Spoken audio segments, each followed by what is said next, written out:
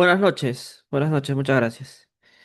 Bien, la sesión de hoy vamos a evaluar los recursos administrativos, ¿no? Los recursos como el instrumento mediante el cual los administrados presentan pretensiones de contradicción. Entonces, todo esto va en el marco del tema del derecho de contradicción administrativa. Desde un punto de vista sustantivo, entonces, se denomina como derecho de contradicción administrativa.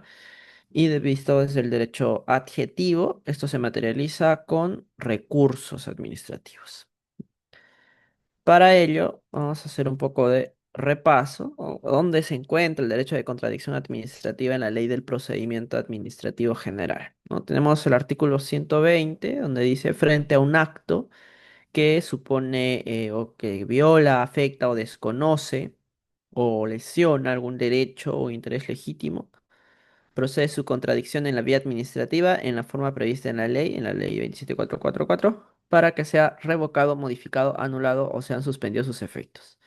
Entonces, aquí advertimos en principio que existe una competencia, una legitimidad de quien puede presentar una contradicción administrativa. No la puede presentar cualquiera, ¿no? Tendría que presentarlo solamente aquel que siente que sea afectado, sea desconocido o lesionado algún derecho o interés legítimo. No puedo presentar entonces recursos administrativos contra actos que específicamente o directamente no vulneran ningún derecho mío, ¿sí? Entonces, los recursos administrativos se presentan solamente por quien tiene legitimidad. ¿Para qué presentamos un recurso? Porque el recurso es el medio, ¿no? El instrumento por el cual yo contradigo un acto administrativo previo. ¿Cuál es la finalidad que tiene el administrador en ese caso? Que se pueda revocar, modificar, anular o suspender los efectos de ese acto jurídico, de ese acto administrativo, perdón. ¿Sí? ¿Cuál es la diferencia, no? Cuando hablamos de revocar, hablamos de que sean anulados los efectos del acto administrativo pese a que se haya emitido adecuadamente, ¿no? Es decir, cuando nació el acto administrativo, nació con todos sus elementos de validez, pero luego se generaron algunas circunstancias que meritaron que ese acto administrativo ya no surta efectos. Ya no surte efectos. Por ejemplo, cuando prescribe la potestad sancionadora de la administración pública. En tanto haya prescrito la potestad sancionadora de la administración pública en el marco de un procedimiento administrativo sancionador, por ejemplo, se puede pretender la revocación de esos actos administrativos. Porque al momento en el que nos encontramos, ya feneció la potestad punitiva de la administración pública por causa del tiempo. ¿No? Quizás al momento, en su momento, el inicio del procedimiento sancionador se hizo adecuadamente, pero después ya prescribió ello, entonces ese acto ya tendría que ser revocado en todo sentido. ¿No?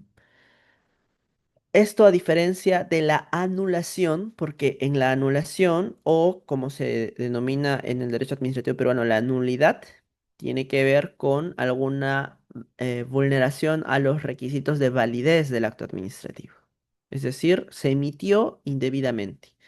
Quizás fue emitido por una autoridad incompetente, su objeto no fue jurídicamente posible o físicamente posible, no fue motivado de forma debida, no se siguió el procedimiento regular afectándose el derecho al debido procedimiento, o se persiguió una finalidad particular en lugar de garantizarse el interés público, ¿no? En esos casos, entonces, desde el inicio ya el acto administrativo se generó con algún vicio y por lo tanto procedería su nulidad.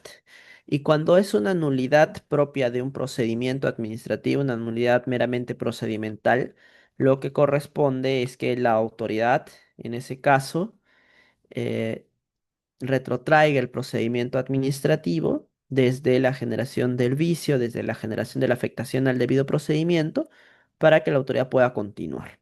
¿Sí? Eso es la anulación.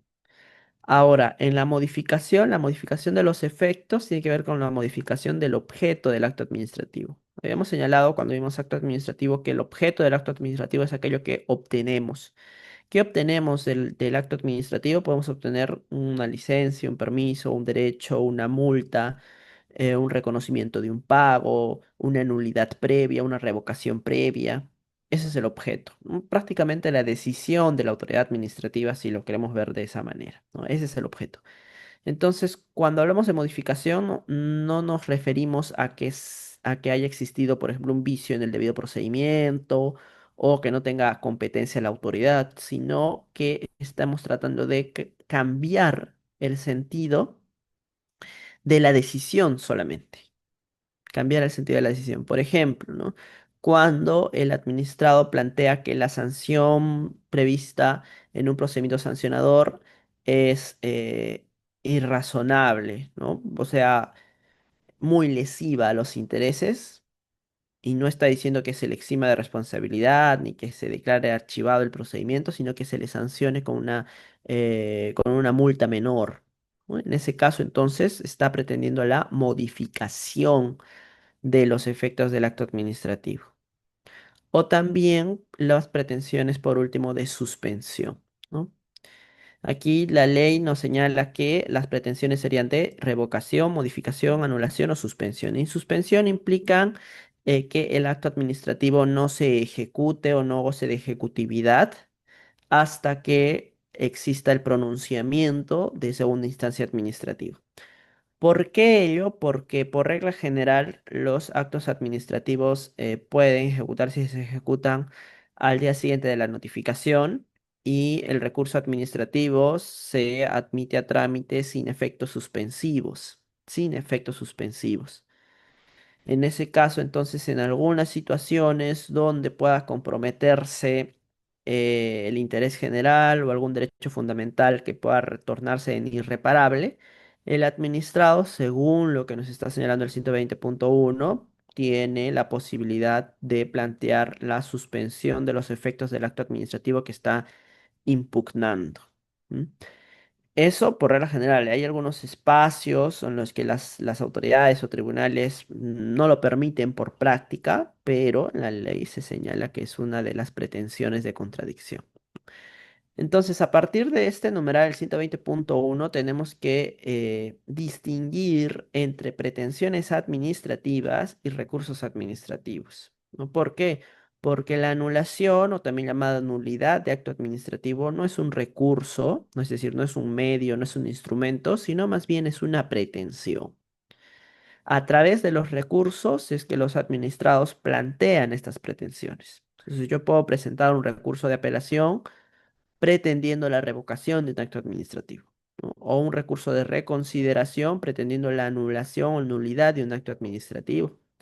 O puedo presentar un recurso de revisión pretendiendo la modificación de un acto administrativo, ¿no? La modificación del objeto de un acto administrativo, de la decisión del acto administrativo. O presento un recurso de apelación solicitando, entre otros, la suspensión de los efectos del acto administrativo. Ahora también, estas pretensiones, estas cuatro pretensiones de revocación, de nulidad, de modificación y de suspensión pueden acumularse, pueden acumularse. ¿Sí? Y ante ello también se le suma una pretensión adicional, que es la declaración de ineficacia, la declaración de ineficacia.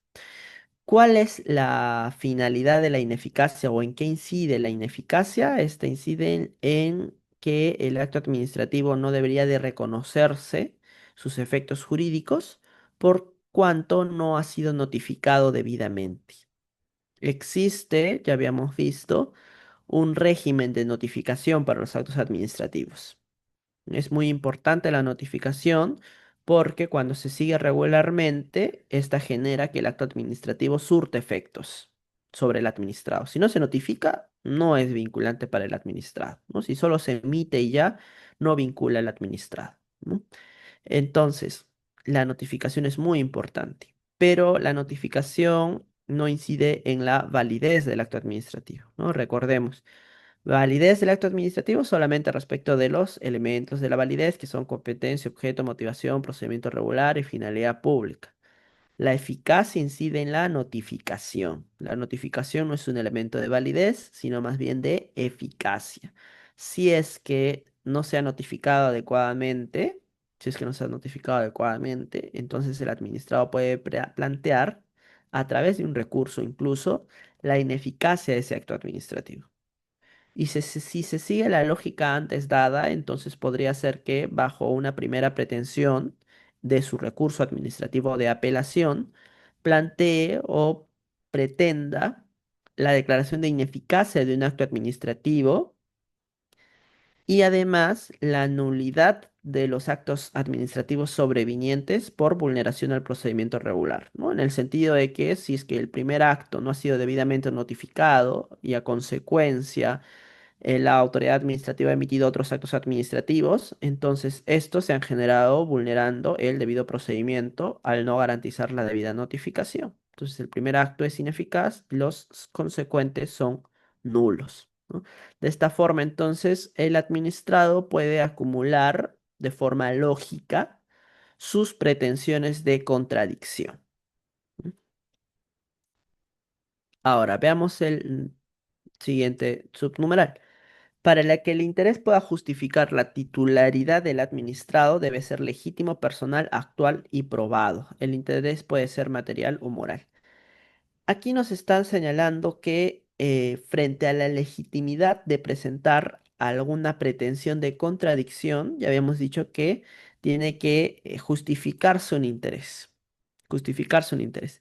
En aquellos casos donde el acto administrativo, como es individualizado, se señale específicamente los nombres y apellidos del administrado y este mismo sea quien lo impugne, parece ser que se desprende, lógicamente, que existe un interés legítimo, ¿no? Pero en aquellos casos donde no se advierta específicamente eh, o no se menciona específicamente al administrado, esto no significa que no pueda presentar el recurso de apelación o reconsideración. Sí lo puede presentar, pero en esos casos es conveniente desarrollar el interés legítimo, ¿no? Porque ese administrado tiene la capacidad de presentar un recurso administrativo, en específico una pretensión de contradicción. ¿M? Y siguiente, la recepción o atención de una contradicción no puede ser condicionada al previo cumplimiento del acto respectivo. Esto tiene mucho que ver con la ejecutoriedad y la ejecutividad del acto administrativo, ¿no? Cuando estábamos viendo eficacia de acto administrativo, habíamos señalado que todo acto goza de ejecutividad. Quiere decir que todo acto administrativo debe de ser cumplido. Pero una cosa es que deba de ser cumplido y otra cosa es que me lo hagan cumplir a la fuerza, ¿no? Por ejemplo, me sancionan con una multa a una entidad pública. Tengo una multa impuesta por una entidad. Yo tengo mi derecho de contradicción. Esa multa yo la tendría que pagar, ¿sí? Porque ese acto administrativo goza de ejecutividad. Pero también puedo impugnarla.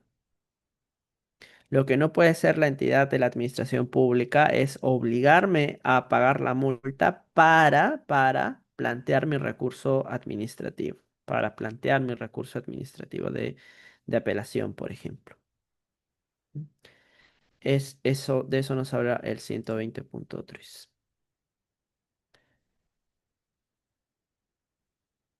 A ver, hay preguntas sobre recursos. Hay una pregunta, lo vamos a ver después de Peter Oncoy, que pregunta sobre recursos de consideración. Cuando veamos las clasificaciones de recursos, vamos a ver este tipo de preguntas. Listo, creo que solamente hay una pregunta sobre recursos. Bien. Ahora, el 217 amplía un poco y dice, conforme a lo señalado en el artículo que acabamos de leer, frente a un acto administrativo que supone viola, desconoce lesión, un derecho o interés legítimo, procede su contradicción en la vía administrativa, pero aquí ya no nos está hablando de solamente las pretensiones de contradicción, sino de los recursos mediante los cuales el administrado puede plantear este tipo de contradicciones, que son los recursos administrativos. ¿Sí? Entonces tenemos pretensiones de contradicción como la nulidad, la suspensión, la declaración de ineficacia, la modificación de los efectos jurídicos de un acto administrativo. Esas son las pretensiones, lo que queremos como administrados, y estos los conducimos a través de recursos administrativos. Los recursos administrativos entonces son los instrumentos, los medios, los vehículos por los cuales los administrados plantean pretensiones de contradicción.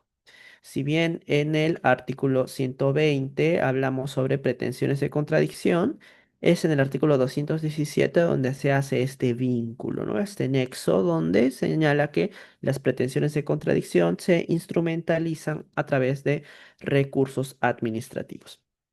Y otro punto importante de este artículo 217 es que reconoce que con los recursos administrativos se inicia el procedimiento recursivo.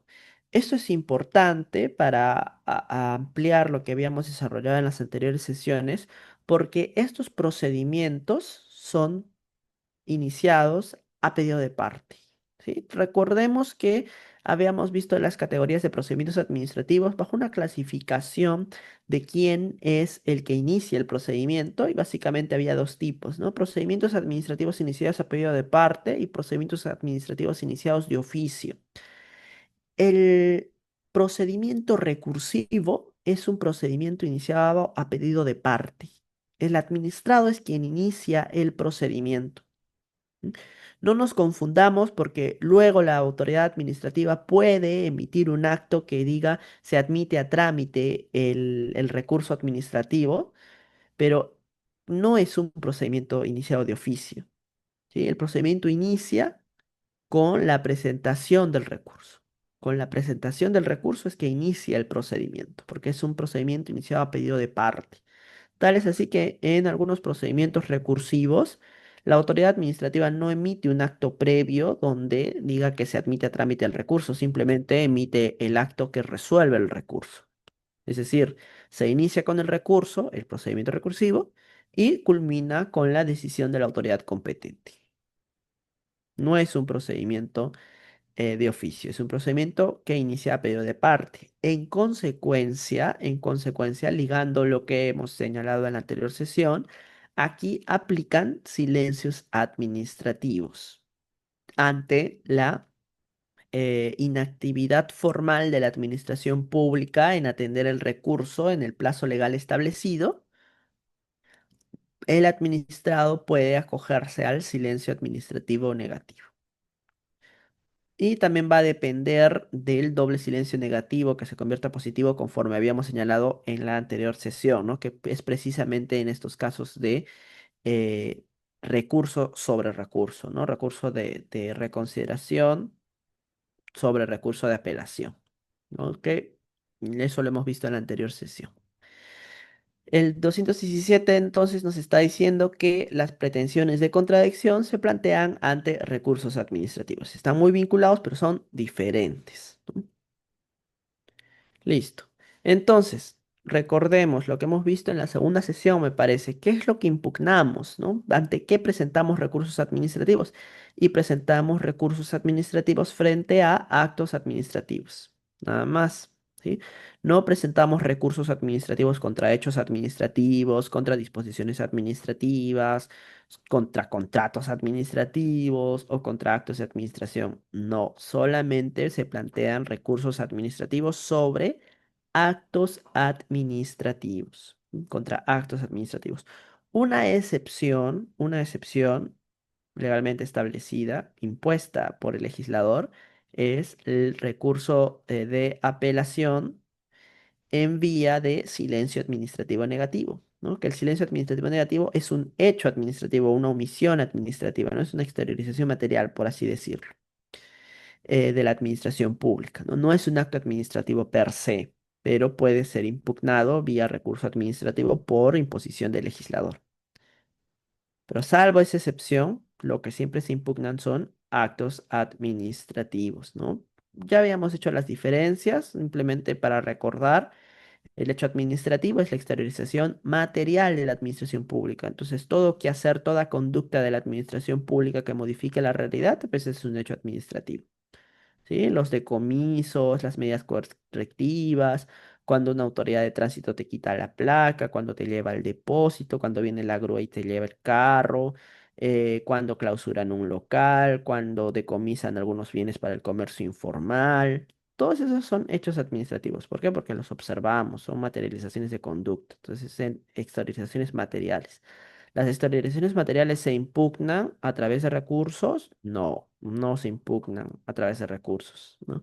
Lo que se impugna es el acto administrativo que decide ese hecho administrativo, ¿no? Porque tras toda actuación material de la administración pública tendría que existir un acto que así lo disponga, un acto que así lo disponga. Y si es que no está dispuesto por ningún acto administrativo, entonces, si el administrado considera que afecta a sus intereses, puede plantear una demanda de acción contenciosa administrativa, pero no un recurso administrativo propiamente dicho, porque los recursos solamente se interponen ante actos administrativos, ¿sí? Entonces, si es que el hecho administrativo, por ejemplo, una medida correctiva de una autoridad administrativa, si se ejecuta o si se pretende ejecutar por medio del cumplimiento de un acto administrativo, entonces el administrador lo que tiene que impugnar es el acto administrativo. ¿M? Siguiente, disposiciones administrativas. Las disposiciones administrativas tienen efectos generales, en cambio los actos administrativos tienen efectos concretos, ¿no? Recuerdo que habíamos dicho que las disposiciones administrativas son prácticamente normas reglamentarias que emite la administración pública en mérito a su potestad normativa, ¿no? Entonces, en ese caso se diferencia muy bien de los actos administrativos porque los actos administrativos siempre son concretos, individualizados o individualizables, a un administrado bajo una situación jurídica concreta, específica, algo que ya ha pasado, algo que va a pasar específicamente. En cambio, las disposiciones administrativas siempre van en abstracto, ¿no? Supuestos, de hecho, como toda norma jurídica, ¿no? Supuesto, nexo, consecuencia. Entonces, de una disposición administrativa, un reglamento administrativo que regule cómo se van a hacer las fiscalizaciones, por ejemplo, no se presentan recursos contra ello, ¿no? ¿Se pueden impugnar? Sí, se pueden impugnar, pero mediante, por ejemplo, acciones populares, ¿no? Cuando se considere que transgreden las leyes o transgreden las normas constitucionales. Ahora, ante estas actuaciones de la administración pública como hechos administrativos o disposiciones administrativas que puedan afectar el acceso o la permanencia en el mercado a agentes económicos o que vulneren la simplificación administrativa, también podrían contradecirse en vía administrativa a través de la Comisión de Eliminación de Barreras Burocráticas. Cuando, por ejemplo, un hecho administrativo, lo que se estaba comentando, ¿no? Anteriormente sobre las mesas de partes virtuales, ¿no? Si es que una mesa de partes virtual no acepta la presentación de escritos a cualquier hora, a las 24 horas, ese es un hecho administrativo. ¿Mm? Y si es que no hay ningún acto administrativo que así lo disponga, entonces podemos plantear la contradicción de ese hecho administrativo incluso ante la Comisión de Eliminación de Barreras Burocráticas. ¿Sí?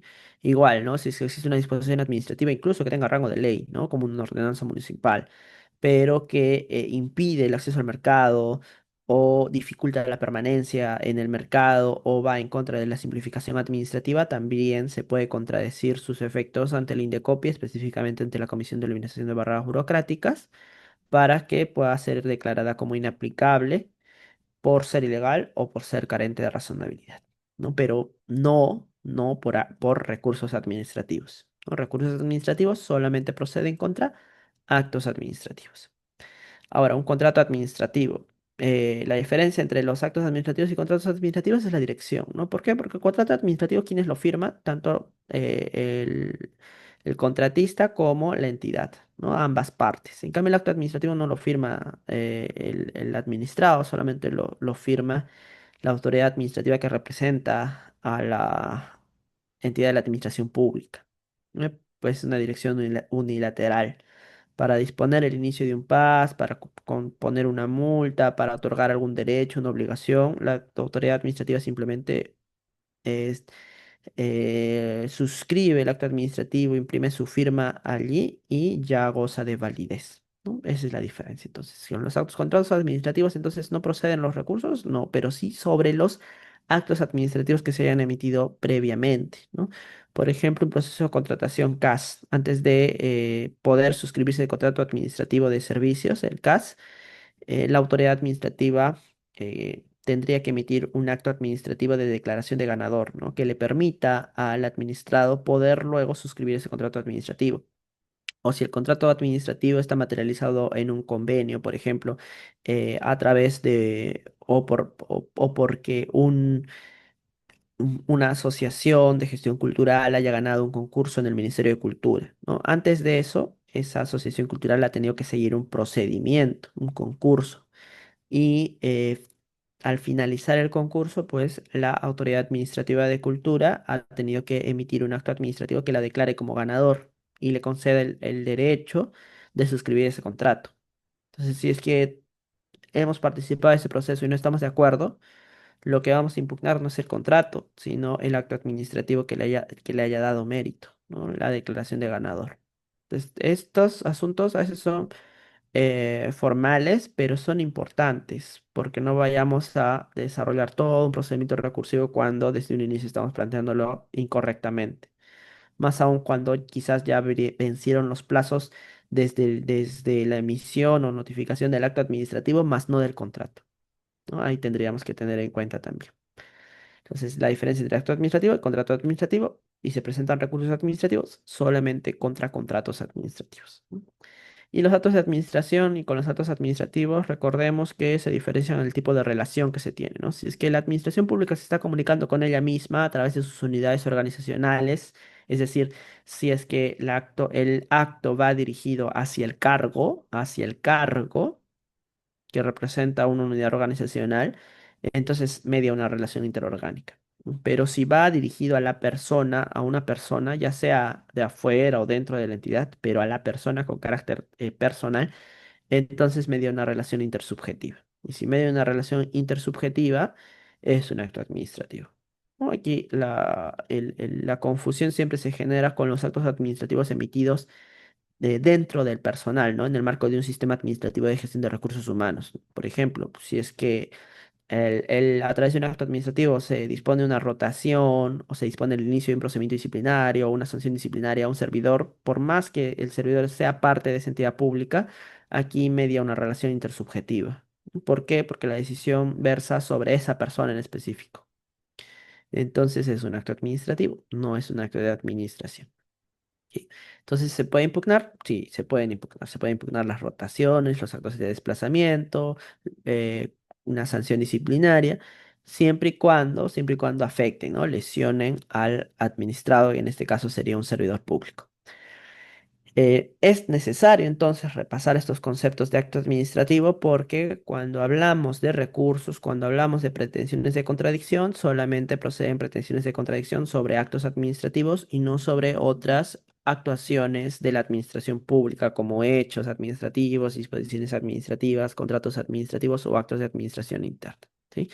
Acá tenemos la definición de acto administrativo para que podamos repasar, ¿sí? Según la definición legal, que es la declaración de la entidad de la administración pública destinada a producir efectos jurídicos concretos sobre derechos, intereses y obligaciones de los administrados en una situación jurídica concreta, ¿no? Prácticamente lo que estamos viendo aquí, ¿no? Aquí el acto administrativo es la exteriorización intelectual, la autoridad administrativa competente que produce efectos jurídicos concretos bajo una dirección unilateral y relación intersubjetiva.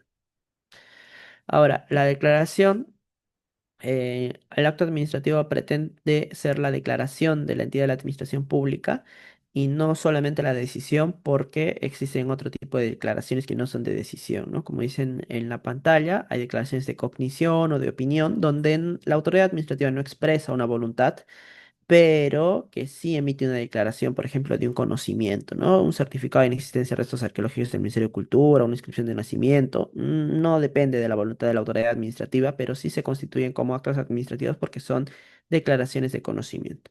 O también una declaración de opinión, ¿no? Un certificado de buena conducta de un penal, por ejemplo, constituye una valoración, no necesariamente una voluntad, y corresponde a ser una declaración.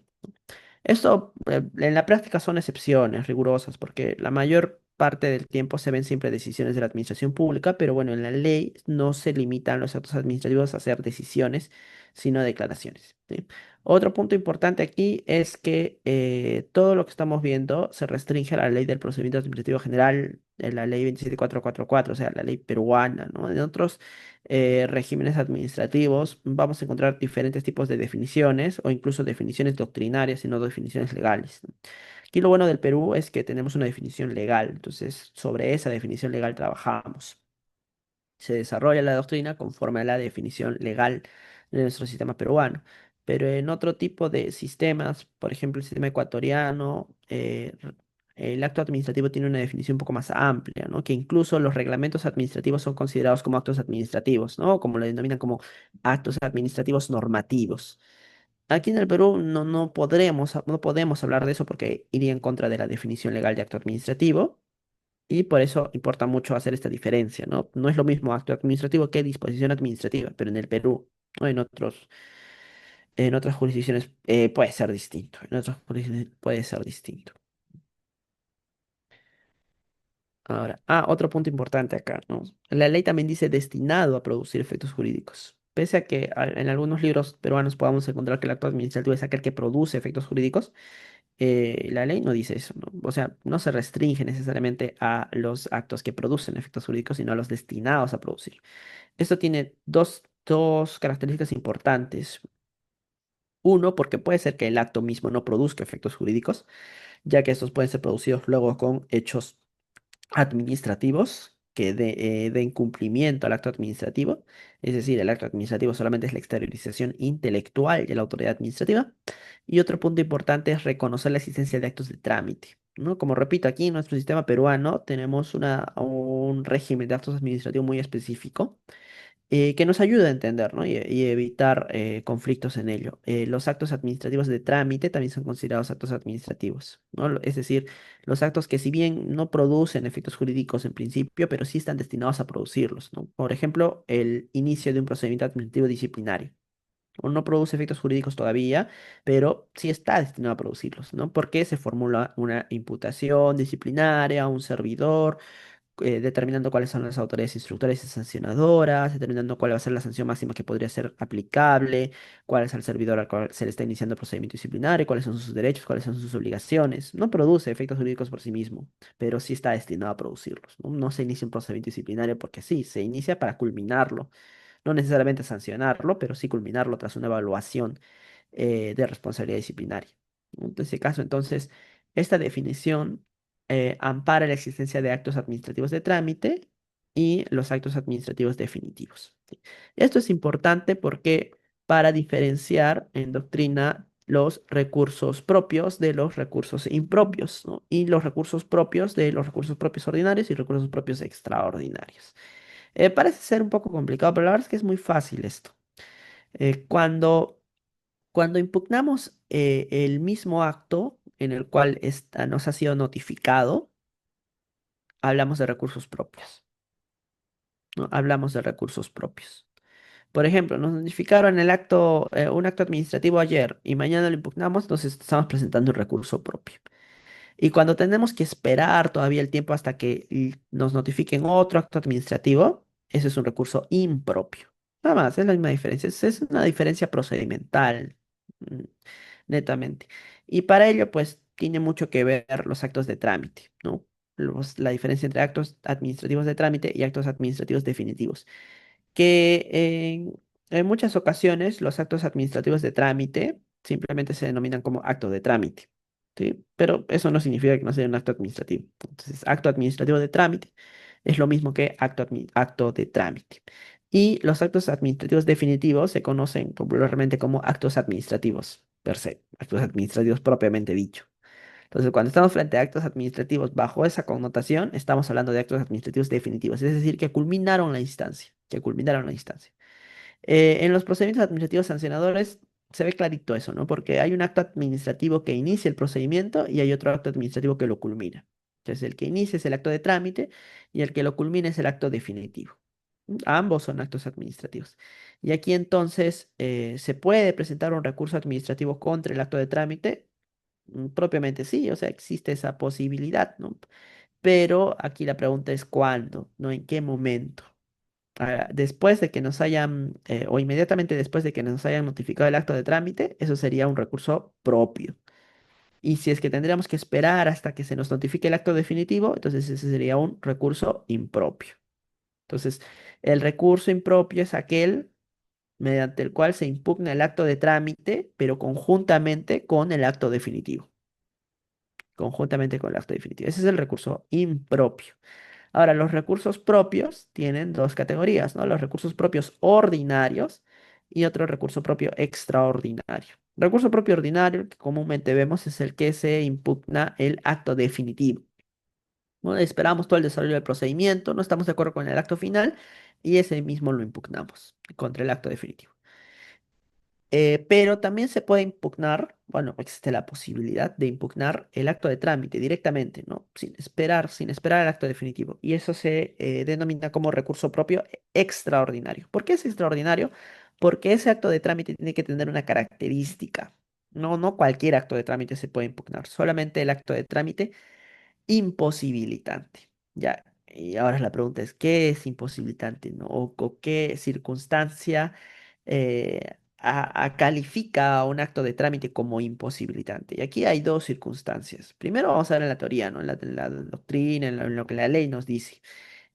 Uno es que cause indefensión al administrado, que cause indefensión al administrado, y otro es que impide continuar con el procedimiento. Y hay actos de trámite que sí impiden continuar con el procedimiento, porque no he visto muchos, la verdad, pero en algunos casos, generalmente en inicios de gestión administrativa, inicios de gestiones municipales, em, donde en lugar de iniciar un procedimiento sancionador, ¿no? El mismo inicio ya dispone una multa o no se entiende muy bien cuál es el objeto. Ese acto de trámite prácticamente está imposibilitando la continuación del procedimiento y se puede impugnar directamente. ¿No? ¿Para qué esperar el acto definitivo si ya ese mismo acto está generando efectos? ¿No? Y está imposibilitando el ejercicio del derecho a la defensa. Ese, por ejemplo, podría ser un claro ejemplo de acto de trámite imposibilitante sobre el cual amerita un recurso propio extraordinario. ¿No? Otro punto un poco más desarrollado podría ser que el acto administrativo de trámite mediante el cual se impida el desarrollo de alegaciones, ¿no? O no se permita presentar alegaciones dentro del procedimiento. Y ya sabemos que al final de cuentas se va a emitir una decisión sin la valoración de las alegaciones que queremos presentar. Entonces aquí también estaríamos frente a un acto de trámite imposibilitante que genera un estado de indefensión. Y otro punto que considero, pero que no se aplica en la práctica, son los actos administrativos de trámite que no permiten el desarrollo de un informe oral en los procedimientos que no son meramente documentales, porque la ley exige que se desarrolle un informe oral. Por ejemplo, los procedimientos disciplinarios del servicio civil, ¿no? Que en la ley establece expresamente que se tiene que desarrollar un informe oral cuando así haya sido solicitado, pero muchas entidades no lo hacen valer. ¿No? En esos casos se emite un acto administrativo de trámite, es decir, no es definitivo, pero parece ser que es un acto de trámite que genera indefensión, porque no está permitiendo el ejercicio del derecho a la defensa conforme a la ley, ¿no? Pero en la práctica eso no se está aplicando por disposiciones propias del ente rector, ¿no? De la Autoridad Nacional del Servicio Civil. Pero teóricamente sí aplica, ¿no? Y otro caso también de actos de trámite imposibilitante que igual la Autoridad Nacional del Servicio Civil no lo valora en los regímenes, en los procedimientos disciplinarios, es el hecho de que luego de ya cumplida una sanción disciplinaria de suspensión, por ejemplo, ¿no? Me sancionan con suspensión unos 5 meses. Yo apelo y como la apelación se da sin efectos suspensivos, el Tribunal de Servicio Civil se va a pronunciar, mientras tanto se va ejecutando mi sanción, ¿no? Y como se demora a veces el tribunal, se puede demorar unos 6 meses, 7 meses en responder mi apelación. Evidentemente, esos 5 meses de suspensión ya se ejecutaron, ¿no? Ya se cumplieron y todavía no llega mi respuesta del tribunal.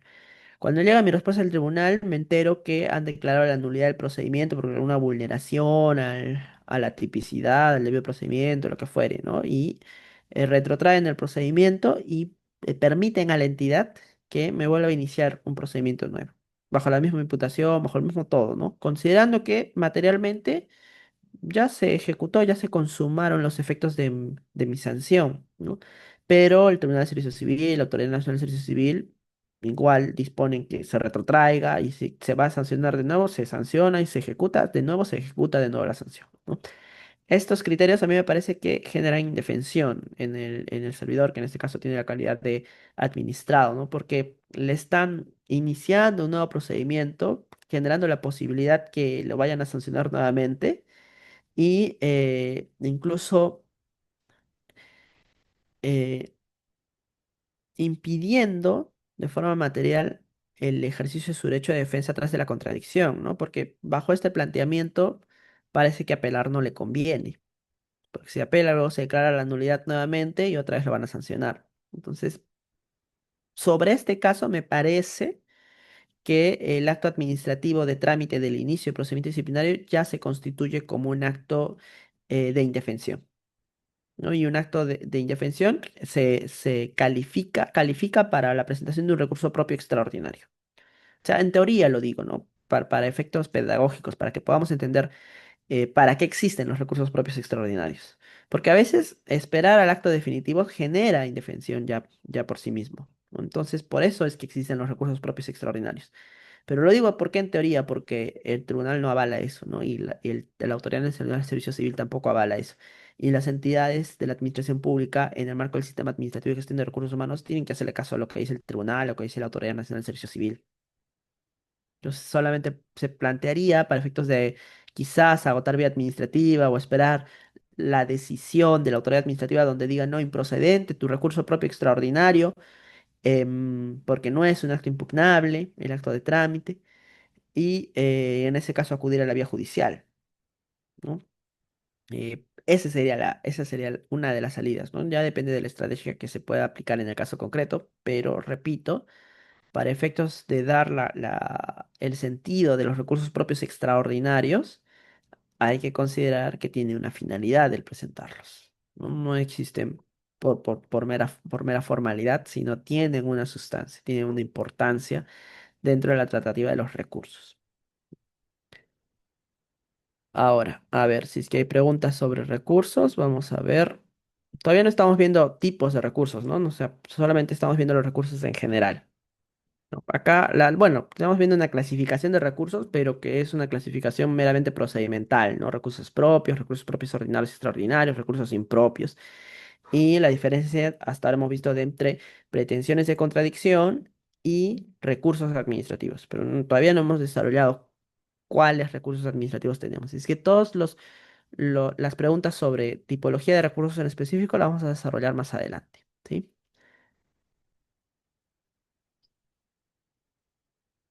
A ver, preguntas sobre recursos administrativos.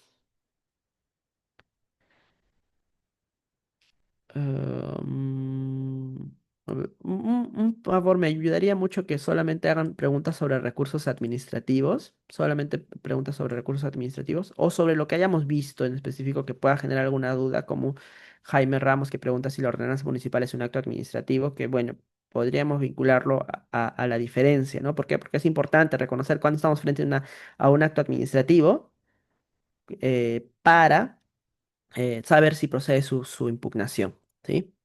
A ver, sobre ello, habíamos visto que en el cuadrito acá tendríamos que diferenciar los actos administrativos de las disposiciones administrativas, ¿sí? La ordenanza municipal propiamente, por su propia naturaleza, tendría que contener disposiciones administrativas, pero existen ordenanzas municipales en el que no contienen disposiciones administrativas, no contienen actos administrativos. No nos guiemos por la nomenclatura del documento, porque de la misma forma podríamos preguntar, ¿la resolución es un acto administrativo? ¿El memorando es un acto administrativo? Y no es la verdadera pregunta, ¿no? No es la pregunta correcta. Lo que nos tendríamos que preguntarnos es si es que en un memorando, si es que un memorando contiene un acto administrativo, si es que una ordenanza municipal contiene un acto administrativo. ¿Y por qué? Porque en algunos casos puede contener o no puede contener. No importa el cascarón, no importa la estructura, no importa la nomenclatura o denominación del documento. Lo que importa es lo que veamos adentro. Si es que nosotros estamos viendo que a través de un memorando, de una carta, de una ordenanza, lo que fuera, eh, contiene una exteriorización intelectual de efectos concretos bajo dirección unilateral y una relación intersubjetiva, entonces es un acto administrativo. Pero si, por ejemplo, a través de una ordenanza municipal se regula cómo van a transitar los scooters en la municipalidad distrital de San Isidro, es decir, no habla sobre un efecto concreto, sino efectos generales nada más, entonces es una disposición administrativa. Siempre cuando la pregunta sea, ¿será un acto administrativo o no será un acto administrativo? Esta imagen la que están viendo en pantalla ilustra esa diferencia, ¿no? Tendríamos que responder entonces si es que es de exteriorización intelectual, efectos concretos, dirección unilateral y relación intersubjetiva. A ver, el informe de prescripción es un acto administrativo. ¿Por qué el informe de prescripción no sería un acto administrativo? Porque en el informe va dirigido a la autoridad competente que tiene la capacidad de declarar la prescripción, ¿sí? O sea, por ejemplo, ¿no? De un asesor legal hacia la autoridad competente o de la autoridad instructora en su informe final de instrucción hacia la autoridad competente, la autoridad sancionadora. Entonces hay medio una relación interorgánica porque va de un cargo a otro cargo, de un puesto a otro puesto. Es como que la entidad misma se está comunicando con ella, con ella. La entidad se está comunicando con ella misma. Pues que el punto aquí, que un poco causa confusión, es porque la entidad no existe, pues. La entidad de la administración pública es un artificio, algo creado, algo inventado. La verdad, o sea, la materialidad es que vamos a encontrar personas que están firmando documentos, haciendo cosas, foliando documentos, suscribiendo documentos, firmando, remitiendo y todo ello.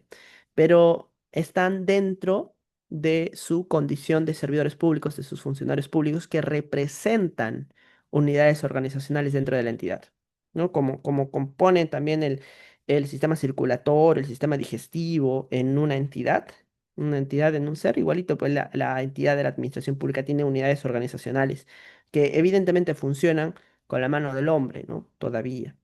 Y en ese caso, entonces por más que sean personas las que eleven o las que emitan, las que dirijan, lo hacen en representación de las diferentes unidades organizacionales. ¿Sí? Lo hacen en representación de unidades organizacionales. Entonces, si la unidad organizacional se está comunicando con otra unidad organizacional diciéndole, oye, creo que esto ha prescrito, entonces hay media una relación interorgánica entre órganos, no intersubjetiva. Entonces es un acto de administración, ¿sí? Como dice en la parte de abajo de la pantalla, ¿no? Por ello, siempre este cuadro siempre nos ayuda para saber cuándo estamos frente a un acto administrativo o no un acto administrativo. ¿Mm? Listo. A ver, hay otras preguntas de reconciliación. Si veo a Ernesto Celi, no te preocupes, vamos a desarrollar luego los recursos y ahí vamos a ver cuáles son las diferencias entre reconsideración y apelación. Sí, listo. Solo preguntas de recursos, ojo. Esto ya lo hemos visto, ¿no? Hablamos sobre los requisitos del acto administrativo. ¿Por qué es importante repasar sobre requisitos de acto administrativo cuando estamos hablando de recursos? Porque para la pretensión de nulidad de acto administrativo, ¿sí? No podemos plantear la nulidad así nada más, ¿no? Tendremos que concretizarla. Como en el caso concreto, ese acto administrativo se ha emitido por autoridad incompetente, ¿no? O no ha seguido, no ha perseguido una motivación adecuada o el objeto es jurídicamente imposible, ¿m? O no persigue una finalidad pública, o no se ha seguido el procedimiento regular. ¿M? Por ejemplo, ¿no? Es autoridad incompetente, ¿por qué? Porque la autoridad la compone un tribunal, ese tribunal está formado por tres miembros y solo le han firmado dos, por ejemplo. Contiene una decisión con un objeto jurídicamente imposible, ¿no? Digamos, ¿por qué? Porque no existe norma legal que permita a la autoridad emitir ese tipo de decisiones. Se la ha inventado, por ejemplo. O no ha perseguido una motivación adecuada. No está interpretando adecuadamente las normas o no ha aplicado una norma que debería de aplicar al caso concreto o está aplicando una norma que no le corresponde al caso concreto. O se ha vulnerado algún derecho o alguna garantía del debido procedimiento, ¿no? No se habrá notificado algún acto, em, no se ha dado la oportunidad de presentar algún descargo, alguna alegación, no se ha tomado en cuenta alguna alegación presentada, se habrá perdido el documento entre el expediente y no se ha valorado para la emisión de la decisión final. O se ha probado luego que externamente esa autoridad o esa persona que funge como autoridad no ha perseguido una finalidad pública, sino una finalidad particular, ¿no? Si está debidamente acreditado, entonces podríamos incidir en ese elemento. Cualquiera de estos elementos, ¿no? Competencia, objeto, motivación, procedimiento regular y finalidad pública, y con ello se declara la nulidad, ¿no? Entonces, no es adecuado que el administrado formule argumentos genéricos, vagos, sobre qué es la motivación, cómo se ha emitido una afectación sobre el administrado. Eso puede ser importante, pero no más que el desarrollo específico del caso, ¿no? ¿En qué sentido se ha vulnerado el derecho a la motivación? ¿No? ¿En qué sentido se ha vulnerado el derecho al debido procedimiento? ¿En qué sentido esa decisión es ilegal? ojo, es decir, jurídicamente imposible, específicamente hablando. Y sobre ello se desarrollan los recursos administrativos que en sí formulan una tesis, una hipótesis a la autoridad competente de resolverlos, a efectos de que emita su decisión conforme a los argumentos planteados por el administrado. Listo, repasando porque ya hemos visto, la competencia tiene sus vertientes, ¿no? Competencia por materia, por territorio, por grado, por tiempo, por cuantía. ¿Sí? Y no basta con que el órgano competente haya suscrito el acto administrativo, sino también el representante de dicho órgano. Ahora, sobre el objeto hablamos sobre objeto jurídica y físicamente posible y también sobre un objeto preciso, ¿no? Es decir, que independientemente si estamos de acuerdo o no estamos de acuerdo, que sea preciso, que sepamos muy bien cómo se ejecuta, cómo se cumple, porque si no, también podríamos impugnar sobre ello. La motivación, tenemos dos dimensiones, la motivación externa y la motivación interna. La motivación interna solamente exige o solamente se analiza los argumentos puestos en el acto administrativo y valoramos si es que contiene argumentos de derecho, contiene argumentos de hecho que tras su hilación lógica arriban a una decisión como una consecuencia. ¿No? ¿Por qué? Porque puede haber actos donde no tengan argumentos de derecho, no tengan argumentos de hecho, o la decisión no tenga nada que ver con los argumentos de derecho o de hecho presentados, ¿no? En ese caso podríamos estar frente a motivaciones aparentes, motivaciones insuficientes, ¿no? O ausencia total de motivación. Em, pero además exige otra dimensión, ¿no? Que es la motivación externa. En la motivación externa lo que analizamos son las premisas, es decir, cada argumento de derecho, cada argumento de hecho tiene que estar bien puesto. Si es que se han consignado argumentos de derecho que no van al caso, es decir, normas que no son aplicables, existen errores de derecho, ¿no? O que no se está interpretando adecuadamente la norma aplicable, o que se están aplicando normas que no se deberían de aplicar, ¿no? Lo mismo que no se están aplicando normas que se deberían de aplicar. Y respecto a las premisas menores de las circunstancias, es decir, los argumentos de hecho, valoramos el factor o el estándar probatorio de cada una de las premisas fácticas, ¿no? De repente la administración pública está dando por hecho premisas fácticas que no son ciertas o que no han sido debidamente probados o que han sido cuestionados por el administrado con prueba debida, pero no se han valorado. En ese caso habría un error en las premisas menores. ¿No? Dicho de otro modo, cuando analizamos la motivación interna, damos por sentadas las premisas jurídicas y fácticas, ¿no? Y aún así puede ser que también esté mal. Pero bajo la motivación externa analizamos esas premisas, las sacamos de cuadro, las sacamos del acto administrativo y analizamos la validez de cada una de las premisas. Y luego el procedimiento regular, analizamos que se haya seguido el procedimiento establecido por ley. No necesariamente los plazos, en algunos plazos son plazos ordenadores, no son plazos de caducidad, pero sí que todas las actuaciones se hayan desarrollado por las autoridades competentes.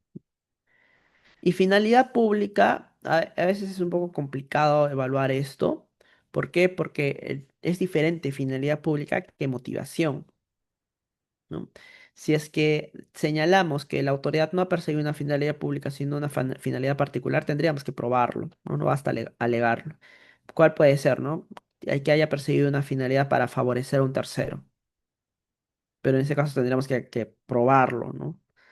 ¿Cuáles podrían ser las pruebas? ¿No? Que se conocen, que son amigos, que está indebidamente motivado o puede generar deficiencias sutiles en la motivación, que si bien es cierto, no se ataca tanto a la motivación porque es meramente sutil, pero sí se genera como indicio en este caso, ¿no? O que se adviertan, por ejemplo, pruebas que acrediten actos de corrupción previos, ahí ya se podría determinar que la autoridad no ha perseguido una finalidad pública, ¿no?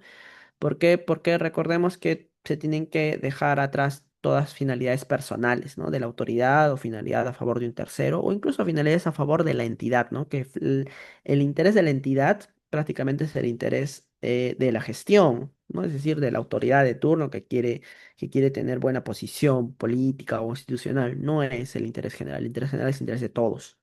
Entonces, todo aquello que no persiga el interés general y que esté debidamente acreditado también se constituye como un vicio de validez del acto administrativo.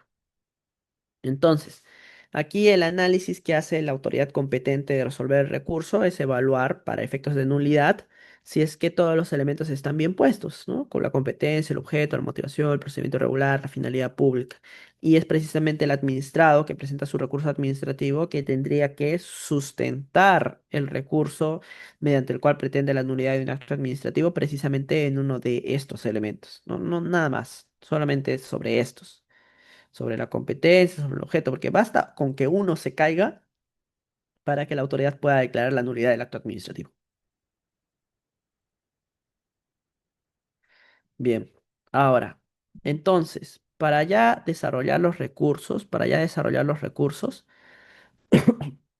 tenemos que diferenciar documento de pretensión. ¿Sí? Documento de pretensión. Em, Cuando hablamos de pretensiones, creo que lo vimos en las clases de procedimiento administrativo, ¿sí?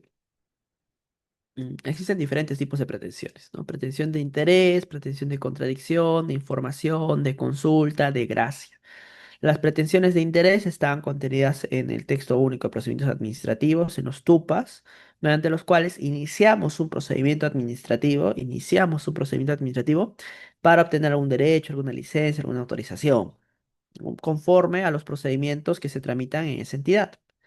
Las pretensiones de información están vinculadas a con, solicitudes por transparencia, ¿no? Solicitud de documentación que exista o que tendría que tener la entidad pública ligado a la democracia, ¿no? Y a la participación activa de nosotros como ciudadanos en la cosa pública, ¿no? Porque se entiende que podemos pedir información pública y de acceso a las autoridades de la administración pública porque ellos deben actuar en transparencia.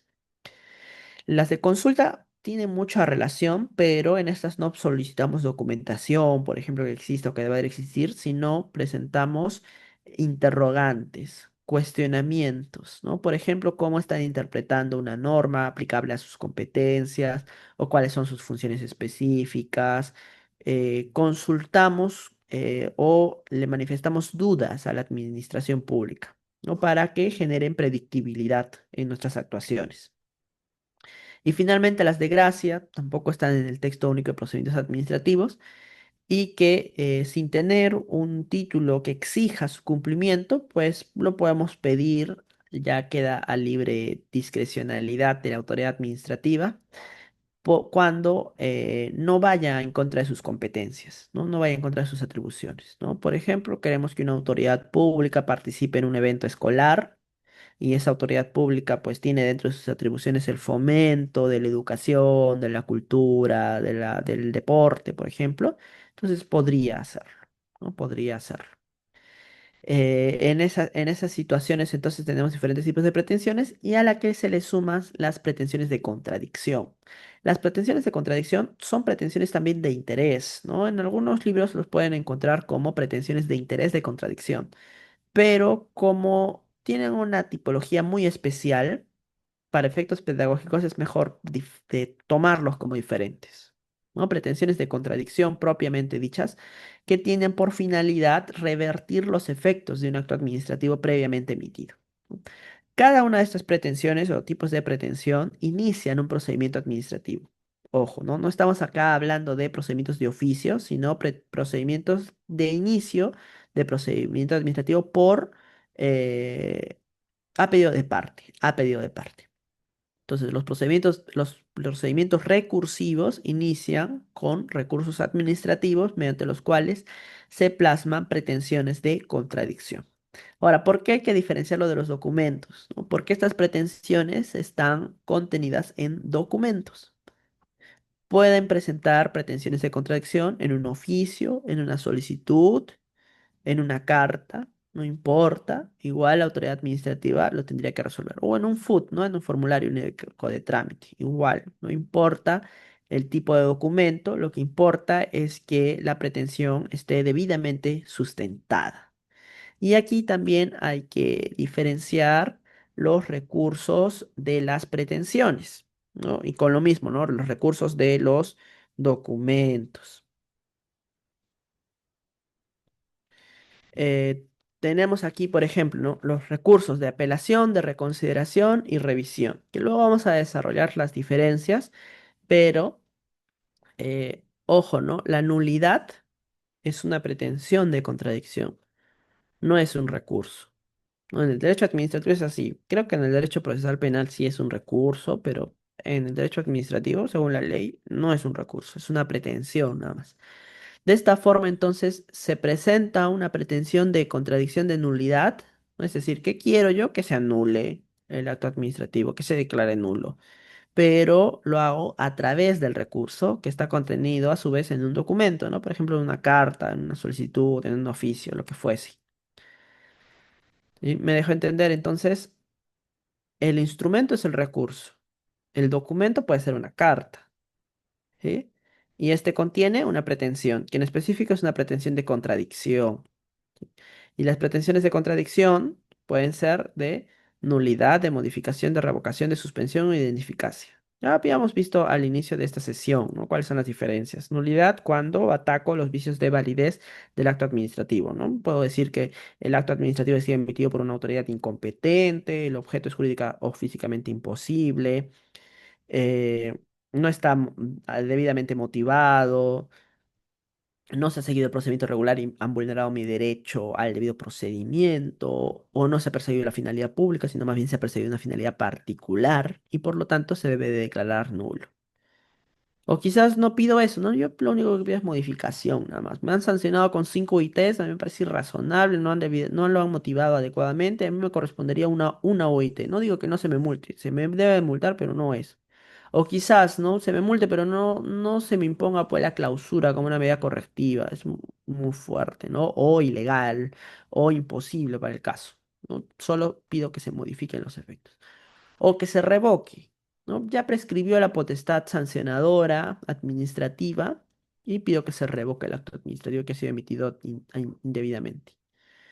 O se suspendan los efectos, ¿no? Planteo mi recurso de apelación y en el mismo solicito que se suspendan los efectos porque me van a querer demoler mi casita, yo no quiero, entonces lo solicito. Suspensión hasta que se emita el acto administrativo que eh, resuelva en segunda instancia. O la ineficacia también, ¿no? Vinculada con la notificación. No estoy diciendo que el acto administrativo sea nulo, pero sí es ineficaz porque no se me notificó adecuadamente.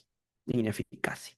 Estas pretensiones de contradicción las presentamos a través de recursos. Entonces, no existe el recurso de nulidad, no existe el recurso de modificación, no existe el recurso de revocación, no existe el recurso de suspensión, tampoco existe el recurso de ineficacia. Estos se plantean como pretensiones por medio de los recursos, por medio de los recursos. Ahora, me podrán preguntar, ¿cuál es la importancia material de diferenciar, ¿no? ¿Qué pasa si es que yo como administrado presento mi solicitud de nulidad nada más? Presento mi solicitud de nulidad a la autoridad administrativa. No me va a hacer caso, simplemente porque no le estoy tramitando a través del recurso. Y aquí el problema es la incertidumbre y quizás el mal tratamiento que se le pueda dar, o sea, generar el riesgo. Ese es el problema, genera un riesgo. ¿Por qué? Porque según el principio de informalismo, que lo vimos en la primera sesión, cuando vimos principios, l- las autoridades administrativas están obligadas a interpretar de forma favorable las normas a fin de admitir las pretensiones de los administrados, ¿no? Que precisamente se aplica acá, ¿no? Es decir, como autoridad administrativa no vas a ser tan formal para decirle, tu pretensión de contradicción se desestima por cuanto no ha sido planteado a través de un recurso administrativo. No, no, ¿por qué? Porque se puede uno presumir que al pretender una contradicción, el administrado lo está haciendo a través de un recurso, pese a que no lo diga expresamente. ¿Por qué? Porque toda pretensión se realiza a través de recurso administrativo, ¿sí? Otro, ¿no? En el caso donde no se pueda advertir claramente si se está frente a una apelación o reconsideración o revisión, se tendrá que escoger la que evidentemente convenga más al administrado. Y si es que en caso queda duda cuál sería el que le conviene al administrado, entonces como autoridad administrativa corresponde preguntarle al administrado, ¿no? Dar por admitido ya como el recurso, pero no se sabe qué trámite darle, ¿no? De apelación, de reconsideración, de revisión. Y se le pregunta al administrado, ¿qué quieres? ¿Apelación, reconsideración, revisión? Y lo tramito. ¿Sí? Eso tendría que pasar, pero a veces nos topamos con otro tipo de realidades, ¿no? ¿Cuál podría ser el riesgo que he visto, ¿no? Por ejemplo, que se emita una decisión sobre una pretensión de nulidad no contenida en un recurso administrativo y que sobre esa decisión el administrado presente un recurso de apelación, ¿sí? Y sobre ese recurso de apelación, la autoridad administrativa se pronuncie nuevamente. ¿Y aquí qué hemos hecho? Una triple instancia prácticamente, que no es amparable en nuestro ordenamiento jurídico, ¿no? Fuera de la revisión, que solamente en algunos casos excepcionales se da conforme vamos a ver más adelante, pero lo que hemos generado con una pretensión de nulidad no materializada expresamente a través de un recurso, genera ese tipo de riesgos, ¿no? Distorsiones en el trámite, que para el administrado a veces le puede generar favorable, ¿no? Porque prácticamente está presentando dos recursos de apelación, pero podría comprometer la responsabilidad funcional de la autoridad administrativa, ¿no? Que está resolviendo pretensiones de contradicción sin considerarlos como un recurso. ¿Por qué? Porque si presenta una pretensión de contradicción, de nulidad, a mí como autoridad administrativa, y yo considero que debe ser de apelación, entonces yo no soy el competente para resolver recursos de apelación. Entonces, ¿qué hago yo como autoridad resolviendo pretensiones de contradicción de nulidad? Ahí está el riesgo, ¿no? El riesgo de generar distorsiones en el procedimiento. Y otro riesgo que también lamentablemente se ha visto es que las autoridades rechacen estas pretensiones de contradicción, las desestimen simplemente por el hecho de no ser materializadas a través de un recurso. Simplemente las rechacen por eso. Que no debería de ser, pero ya nos ganamos un problema, ¿no? Que tenemos que presentar otro escrito diciéndole no, pero si es que no es planteado expresamente como un recurso, tu autoridad administrativa, en rigor al principio de informalismo, tendrías que reconducirlo a través de un recurso administrativo, ¿no? Y en este caso solicito que se reconduzca como apelación. Y puede ser que lo acepte, puede ser que no también. O sea, el problema siempre es el riesgo, ¿no? Y para evitar riesgos, mejor planteemos adecuadamente los recursos, ¿no? Independientemente del documento que hemos visto, puede ser un oficio, una solicitud, una carta, presentamos una pretensión o planteamos una pretensión de contradicción como de nulidad, pero a través de un recurso de apelación. Ya está. O a través de un recurso de reconsideración o a través de un recurso de revisión. Ahora, lo que vamos a ver, evidentemente, es cuáles son las diferencias de estos recursos, ¿no? Pero necesitamos plantear expresamente estas diferencias, estas diferencias.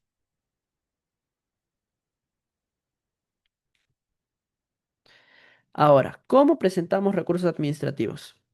Cualquiera. La estructura no difiere de cualquier escrito. Si seguimos la ley del procedimiento administrativo general, la estructura de un escrito tiene cuatro partes. La identificación de quien lo presenta, la identificación del expediente, de la identificación de la resolución que estamos impugnando. O sea, es identificación subjetiva e identificación objetiva, ¿sí? También tenemos que presentar la pretensión, que en este caso, ¿cuál sería la pretensión? Una de las pretensiones de contradicción, ¿no? Nulidad, modificación, revocación, suspensión, ineficacia, ¿qué es lo que queremos? Porque estamos hablando de recursos, ¿sí? Y luego los fundamentos, ¿no? Los fundamentos tienen que incidir sobre la pretensión, ¿no? Si yo estoy pretendiendo la nulidad, entonces debe hablar sobre algún vicio de validez del acto administrativo. Competencia, objeto, motivación, procedimiento regular, finalidad pública. En alguno de ellos debe caer el acto administrativo para sustentar la nulidad. No puedo hablar de otra cosa que no sea de eso. En la modificación tendré que ver por qué vulnera la razonabilidad, quizás la decisión, ¿no? A fin de que se modifique. En la revocación yo tendré que plantear por qué o cuál es la causa sobreviniente que haga que ese acto administrativo no tenga que surtir efectos. En la suspensión tendré que plantear, como una medida cautelar, por ejemplo, cuál es la razonabilidad de la disposición anticipada, cuál es la verosimilitud en el derecho, cuál es la necesidad en el caso concreto, ¿no? De un peligro en la demora quizás. Y en la ineficacia, mis argumentos incidirán en la notificación de ese acto administrativo, ¿no? Que no sea notificado. ¿Por qué no se ha notificado debidamente? Porque estoy yo calificándolo como una indebida notificación. ¿Sí? Cada una de estas pretensiones tiene sus particularidades y eso lo tengo que exponer en mis fundamentos. Y luego, si es que tengo pruebas, pues presento las pruebas. Si no tengo pruebas, también debo de considerar ello eh, para saber cuál es el recurso administrativo habilitante sobre mi pretensión de contradicción. Ahora, sobre causales de nulidad, es decir, sobre pretensiones de nulidad, en la ley nos impone cuatro supuestos, pero para efectos de recursos, a efectos de recursos, quédense con que solamente proceden las pretensiones de nulidad en recursos administrativos, es decir, planteamientos del administrado bajo la omisión de alguno de los requisitos de validez del acto administrativo. ¿No? Recordemos nuevamente, competencia, objeto, motivación, procedimiento regular y finalidad pública, nada más. ¿Por qué? Mira, si revisamos la causal uno dice la contravención a la Constitución, a las leyes o las normas reglamentarias. Que está bien que lo pongan, ¿no? Porque tampoco podemos aceptar que un acto administrativo contravenga la Constitución, las leyes o las normas reglamentarias. Pero si es que un acto administrativo contraviene alguna de estas normas constitucionales, legales o infralegales, evidentemente está mal motivado, pues, porque tiene argumentos con errores de derecho. Y esa motivación es uno de los requisitos de validez del acto administrativo. Entonces, estaría de más considerarlo teóricamente como una causal nueva, porque está dentro de algún defecto o la omisión del requisito de validez de motivación. ¿Sí? Pero, para que no quepan dudas, pues el legislador lo ha puesto como una causal independiente. ¿Sí? Ahora, el tercero nos dice, los actos expresos o los que resulten como consecuencia de la aprobación automática por silencio administrativo positivo. Y en este caso habla de la nulidad de oficio. Habla de la nulidad de oficio. ¿Por qué? Ya habíamos visto en la técnica de silencios administrativos en la anterior clase que cuando opera automáticamente el silencio administrativo positivo, la autoridad administrativa puede declararlo nulo de oficio. Puede declararlo nulo de oficio. Cuando, de igual forma, por ejemplo, el administrado no haya presentado adecuadamente sus requisitos o se haya contravenido el orden público. O en ese caso, procede la nulidad de oficio. Entonces, en la tercera causal de nulidad no está estructurada para casos de recursos administrativos. Y la cuarta, igual, ¿no? Los actos administrativos dice que sean constitutivos de infracción penal o que se dicten como consecuencia de la misma. También está pensada en la nulidad de oficio, pero como una causal diferente, ¿no? Y esto, no me acuerdo si lo hemos visto, pero tiene mucho sentido en el caso que se haya vencido el plazo para poder presentar o para poder iniciar un procedimiento de oficio de nulidad o para presentar una demanda de lesividad para que el Poder Judicial pueda declarar la nulidad de un acto administrativo previo, ¿no? Porque esto tiene plazos, ¿no? Por ejemplo, ¿no? Dos años nada más tiene la autoridad administrativa para declarar la nulidad de oficio, ¿no? Bueno, igual es un plazo amplio, pero se puede vencer, ¿no? ¿Qué pasa si, por ejemplo, después de 7 años nos enteramos que se le estaba otorgando una pensión a un ciudadano cuando éste había solicitado su pensión bajo el influjo de una documentación falsa, ¿no? Un documento falso presentado. Presentó el documento falso, se emitió el acto administrativo que otorga la pensión y se le ha venido ejecutando, ¿no? Ese acto administrativo. Y después de 7 años nos damos cuenta que ese documento era falso. Entonces, en ese caso, ya no se podría plantear la nulidad de oficio del acto administrativo, pero sí se podría plantear la nulidad si es que se determina que ese acto administrativo haya sido constitutivo de infracción penal o que se haya dictado como consecuencia de la misma, es decir, el delito de presentar documentos falsos ante autoridad administrativa, ¿no? Que el Tribunal Constitucional ha señalado que si es que el juez penal resuelve condenando a la persona que ha cometido este tipo de delitos y a que a su causa haya generado un acto administrativo, entonces con la remisión, con la notificación de esta sentencia, la autoridad administrativa tiene el plazo de 2 años para poder declarar la nulidad de oficio. Es decir, se reactiva el plazo de 2 años en ese caso. ¿Sí? Bien, pero repito, entonces, cuando hablamos de causales de nulidad para recursos administrativos, solamente veamos en la causal 2 prácticamente, ¿no? Defecto o omisión de algunos requisitos de validez. Ahora sí, vamos a hablar sobre recursos administrativos y las diferencias de estos, pero antes voy a ver si es que hay preguntas sobre recursos en general. ¿Sí? Reconciliación, reconciliación, apelación. Empleado en el que trabaja el mismo la de su bien solicitado recurso de apelación. Falsedad ideológica.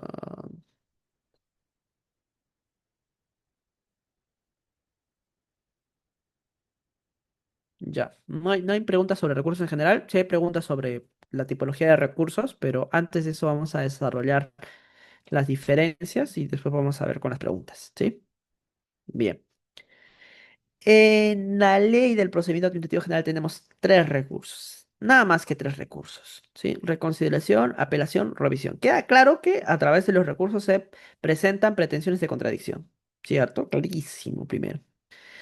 Ahora, la diferencia nos va a permitir determinar cuándo podemos presentar estos recursos, cuándo estamos habilitados para presentarlo. Y si estamos habilitados para presentar más de uno, entonces ya será la estrategia procedimental del caso para evaluar si presentamos uno o el otro, ¿sí? Primero tenemos que ver cuándo podemos presentarlos y después si es que podemos presentar dos en un caso concreto, entonces recién ahí estratégicamente pues tomaremos una decisión, ¿sí? Sobre el caso concreto.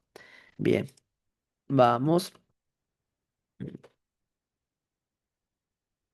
Listo. Si podríamos resumir esto en una frase, diríamos que el recurso de reconsideración es opcional, el recurso de apelación es ordinario y el recurso de revisión es extraordinario. ¿Sí? Si pudiéramos quedarnos con una frase, nos quedaríamos con recurso de reconsideración opcional, recurso de apelación ordinario y recurso de reconsideración extraordinario. ¿Sí? ¿Por qué? ¿Por qué? Porque el recurso de reconsideración solamente procede cuando tenemos una nueva prueba. ¿Qué es una nueva prueba? ¿Qué es una nueva prueba? Un medio probatorio que no haya sido valorado por la autoridad que ha emitido ese acto administrativo que nos afecta, ¿sí? Que no haya sido valorado por el acto administrativo que nos afecta y que sea crucial para cambiar la decisión, es decir, que incida sobre algún punto que haya generado controversia, que sea pertinente, que sea útil. Porque si se presenta el medio probatorio sobre un punto que no genera controversia, sino que la autoridad administrativa ha aceptado, por ejemplo, o que no tenga que ver con el caso, o que ya se valoró, simplemente se desestimó, pero sí se ha valorado, entonces no se puede presentar recurso de reconsideración. Entonces, esa nueva prueba, esa calificación de nueva, se genera bajo el examen de si es que este medio probatorio es pertinente, es decir, incide sobre algún punto controvertido, y también incide sobre si es que se ha valorado en el expediente. Si está en el expediente, si se ha valorado. Si es que sí, entonces no procede recurso de reconsideración. No se puede presentar recurso de reconsideración. ¿Cuál es la finalidad de este recurso de reconsideración, no? Si es que advertimos que el sustento es la nueva prueba, entonces el análisis solamente gira en torno a esa nueva prueba. Entonces, cuando se presenta un recurso de reconsideración, el administrado debe de delimitar o limitarse en su argumentación a lo que, a lo que pruebe el nuevo medio probatorio. Solamente a eso, nada más. No puede ser como un caballo de Troya, ¿no? Que presente como caballito la nueva prueba solamente para que se acepte el recurso de reconsideración y después de esto presente argumentos en el propio recurso de reconsideración que ya no tengan nada que ver con la prueba nueva presentada. Ya eso ya sería inviable, ¿no? El recurso de reconsideración, entonces, se ve limitado en su análisis solamente respecto a los puntos controvertidos que ameritan analizarse a raíz de la nueva prueba presentada. Nada más. De esta forma, entonces, se entiende que en los recursos administrativos de reconsideración se permite a la autoridad administrativa volver a tener competencia sobre lo ya resuelto, pero únicamente respecto de los alcances de la nueva prueba presentada. No tiene competencia para evaluar más. Por más que el administrado le esté presentando otros argumentos en el recurso de reconsideración, la autoridad debe de desestimarlos porque ya no tiene competencias. El recurso de reconsideración entonces se constituye como la llave que permite a la autoridad volver a abrir el caso, porque es un caso ya cerrado, ¿no? Se entiende que la autoridad administrativa ya emitió un acto administrativo, una decisión sobre ese caso concreto y ya no tiene competencias para reabrirlo. Pero cuando se presenta este recurso de reconsideración con una nueva prueba instrumental, esa nueva prueba se constituye como la llave de acceso de nuevamente al caso, pero solamente para analizar esos puntos controvertidos, la sustancia material con la cual esta nueva prueba se pretende probar, pretende acreditar.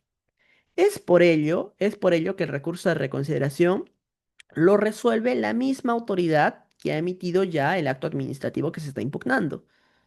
O porque si no, no tendría sentido que la misma autoridad sea quien decida nuevamente. Esta reconsideración entonces se manifiesta para que la autoridad administrativa reconsidere su posición antes tomada, pero en virtud a la nueva prueba presentada. Por eso es que ese es opcional, no solamente porque solamente procede con el sustento de una nueva prueba, sino porque si es que tienes nueva prueba como administrado, tienes la opción de presentar el recurso de reconsideración, pero también puedes presentar recurso de apelación con la nueva prueba obtenida. ¿Sí? Ahora, recurso de apelación. El recurso de apelación cumple una garantía procedimental, que es el de la doble instancia administrativa, que es una garantía legal. Es una garantía legal. La ley dice que se tiene derecho a una segunda instancia administrativa, te tienes derecho a contradecir que una autoridad diferente pueda resolver tu caso, ¿no? En el caso del cual te afecta. Es por ello que tiene que ser una autoridad distinta. ¿Sí? Entonces se dirige el recurso de apelación a la misma autoridad que emitió el acto administrativo, sí, y este tiene la obligación de elevarlo a la autoridad competente. ¿Por qué se dirige a la misma autoridad? Por un tema de celeridad. Primero, bajo principio de buena fe, bajo principio de informalismo, es mejor depositar la confianza y la obligación a la misma autoridad para elevar y tramitar este recurso a efectos de no sobrecargar al administrado de que sepa o de que tenga conocimiento quién es el competente para resolver el recurso de apelación. ¿Sí? En estos casos, entonces, la autoridad administrativa es quien está en mejores condiciones de saber quién es la autoridad competente, teóricamente hablando. A veces no es así, pero teóricamente hablando. Y por ello, pues los recursos de apelación se dirigen a la misma autoridad y este será el competente para elevarlos. Y también tiene una finalidad propia de ordenamiento del procedimiento, ¿no? Porque el recurso administrativo se presenta, pero este recurso tiene que ser acompañado de los actuados procedimentales, ¿no? ¿Y dónde están los actuados procedimentales? En la entidad. ¿Quién los tiene? La autoridad que ha resuelto. Entonces se dirige el recurso de apelación para que ordene el expediente y se pueda elevar adecuadamente a la autoridad competente, ¿sí? Entonces el recurso de apelación habíamos dicho que es el recurso ordinario, recurso administrativo ordinario. ¿Por qué? Porque garantiza el derecho a la segunda instancia administrativa y permite que una autoridad distinta pueda evaluar el caso. Por eso el sustento no se circunscribe a una nueva prueba. Puede ser cualquier cosa. jurídicamente relevante, claro que sí, ¿no? Puede ser, por ejemplo, una diferente interpretación probatoria sobre nueva prueba o sobre la prueba que ya obra en el expediente, o sobre cuestiones de puro derecho, ¿no? Sobre normas, sobre la aplicación de la norma, la interpretación de la norma. Por eso es que el recurso de reconsideración es opcional, porque si tienes nueva prueba, depende de ti, como administrado, presentar el recurso de reconsideración y darle una nueva oportunidad a la autoridad administrativa para que replantee el caso conforme a la nueva prueba, o si no, ya pues de frente nos vamos a apelación. Es por ello que existe esta posibilidad escalonada de presentación de recurso, ¿no? Si presentamos primero el recurso de reconsideración y este no es admitido, no es debidamente valorado, es desestimado, podemos plantear luego el recurso de apelación. Pero luego, ¿no? No a la vez. No se pueden presentar doble recurso, ¿no? Voy por recurso de reconsideración y también por apelación al mismo tiempo a ver cuál me surte. Eso no se puede hacer. No existe el doble recurso. Sí existe el recurso escalonado, pero siempre primero el de reconsideración, porque si es que has optado por el recurso de apelación, no procede recurso de reconsideración sobre recurso de apelación. Sí procede recurso de apelación sobre recurso de reconsideración. Es decir, primero reconsideración y luego apelación. ¿Sí? Primero reconsideración, luego apelación, dependiendo de la estrategia. Por eso digo, ¿no? Si tienes una prueba procedimental, ya depende de la estrategia del administrado, lo que valore mejor para poder presentar recursos de reconsideración o, si no, de frente el recurso de apelación. Por eso el recurso de reconsideración es opcional y el recurso de apelación es ordinario. Ahora, hay una salvedad, como dice allí en la lámina, en la imagen, respecto de los recursos de reconsideración, ¿no? Una excepción a la regla, que son los recursos de reconsideración extraordinario. ¿Por qué es recurso de reconsideración extraordinario? Imagínense que estamos frente a un acto administrativo de un director general, ¿no? Por ejemplo, de la Dirección General de la DIGESA, ¿sí? Ese no tiene autoridad jerárquica superior, no hay a quién elevar los actuados, el acto administrativo. Es el titular de la entidad. O, por ejemplo, ¿no? Imaginemos que estamos impugnando un acto administrativo de un alcalde. No tiene jefe el alcalde, es la máxima autoridad o el funcionario público a cargo de la conducción de la entidad, ¿no? De la municipalidad, del gobierno local. Entonces, si no existe el recurso de apelación, no podemos impugnar, solamente existe una vía administrativa en esos casos. Y allí, pues, la ley ha generado una salvedad, ¿no? En esos casos donde no exista superior a quien se pueda elevar el recurso, entonces será el mismo que resuelve. Y como va a ser el mismo que resuelve, la misma autoridad que ya emitió el acto administrativo va a ser la misma que resuelve, entonces será un recurso de reconsideración. Y en estos casos, entonces, el recurso de reconsideración no tiene la característica de opcional, porque de alguna forma tiene que haber una segunda instancia, pese a que es la misma autoridad que va a resolver en ambas, ¿sí? Pero tampoco puedes limitarse su estándar probatorio bajo el sustento de una nueva prueba. Es decir, bajo el sustento, este recurso de reconsideración tiene la naturaleza de un recurso de apelación, pero bajo el trámite tiene la naturaleza de un recurso de reconsideración. Y teóricamente, legalmente se le ha denominado como recurso de reconsideración extraordinario, necesario para agotar vía administrativa. Ahora también, ¿qué pasa si es que no presentamos expresamente recurso de reconsideración, ¿no? Si no lo planteamos como recurso de apelación? Nuevamente, generamos el riesgo de que la autoridad administrativa, bajo un enfoque meramente formalista, deniegue el recurso, ¿no? Pero en estos casos, les digo, nunca he visto que lo hayan hecho, ¿no? Pese a que algunos expedientes sí he valorado y se han presentado recursos de apelación cuando realmente solamente procedían recursos de reconsideración extraordinarios porque no había ninguna autoridad jerárquica superior. Las autoridades ya están acostumbradas a eso, ¿no? Están acostumbradas a que apelen por la misma costumbre administrativa y la autoridad en un principio explica, ¿no? Que en estos casos procede recurso de reconsideración extraordinario al ser la última autoridad, aquí yo no tengo superior, Y conforme a ley, pues procede reconducir el recurso de apelación a un recurso de reconsideración extraordinario. Que igual es bueno saber estas cosas para evitar generar riesgos, pero independientemente de ello, la autoridad administrativa, aún con estos errores meramente formales, tendría que reconducir, ¿no? Si es clara, si es de forma clara que lo que está planteando el administrador es una pretensión de contradicción y solamente se pueden plantear pretensiones de contradicción en estos casos bajo recursos de reconsideración extraordinarios, entonces cabe reconducirlos a este tipo de recursos, ¿sí? Y entonces en esos casos, solamente en esos casos, el recurso de reconsideración no es opcional, ¿sí? Bien. Ahora el tercero, ¿no? El tercer recurso, el recurso de revisión. ¿Por qué no es tan desarrollado? Porque tiene un requisito adicional muy exclusivo. Este recurso de revisión es de exclusividad plena, es extraordinario. ¿Por qué? Porque genera una suerte de tercera instancia administrativa. Es decir, se plantea cuando haya sido denegado el recurso de apelación. Es decir, ya existe un pronunciamiento, este se apela, la apelación se desestima y luego se plantea un recurso de revisión.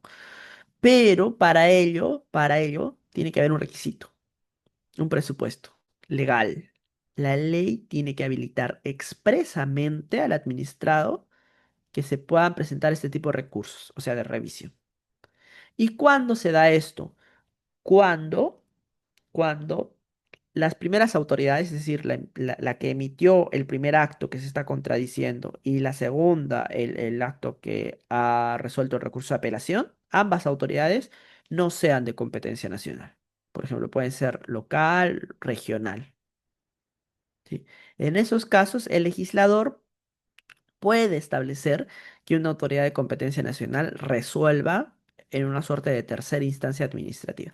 ¿Cuál es la finalidad de la existencia del recurso de revisión? Generar predictibilidad, generar uniformidad de criterios.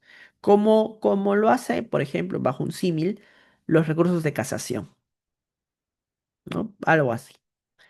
En esos casos, el sustento también puede ser una diferente interpretación probatoria o cuestiones de puro derecho también, ¿no? Para uniformizar la jurisprudencia, para educar prácticamente a las autoridades de segunda y primera instancia, ¿no? Se proceden estos recursos de revisión, pero siempre cuando haya un requisito adicional de autorización legal. Por ejemplo, aquí tenemos el tubo de la Ley General de Minería que establece que son atribuciones del Consejo de Minería conocer y resolver en última instancia los recursos de revisión, ¿no? También Decreto Supremo 1712 del recurso de revisión señala, ¿no? Cuyo conocimiento es de competencia de la Dirección General del Trabajo del Ministerio de Trabajo y Promoción del Empleo.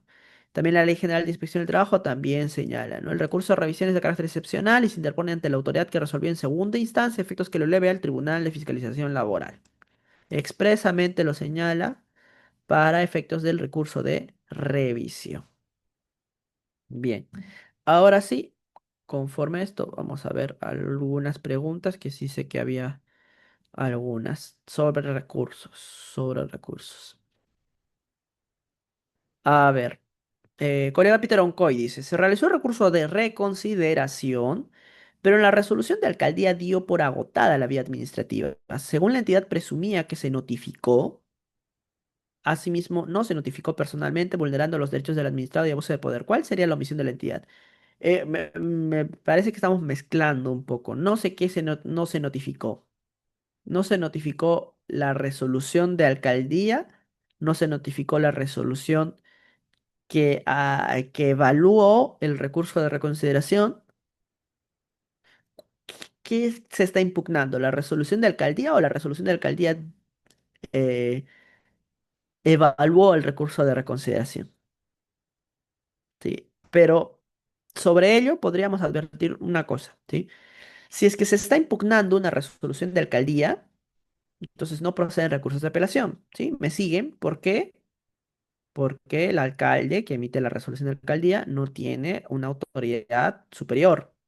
Entonces no procede el recurso de apelación. ¿Qué procede? Recurso de reconsideración extraordinario, ¿sí? Y con esto se da por agotada la vía administrativa. ¿Mm? Bien, preguntas sobre recursos.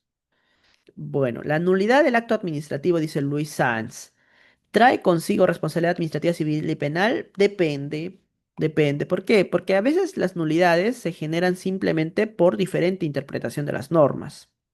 ¿No? En derecho no existen cosas específicas. Uno puede tener un criterio, otro puede tener otro criterio. Si es que yo ahorita tengo un cargo de autoridad revisora, pues manejo mi criterio. Y si es que luego no, y tiene otro cargo en la autoridad revisora, puede manejar otro diferente criterio, ¿no?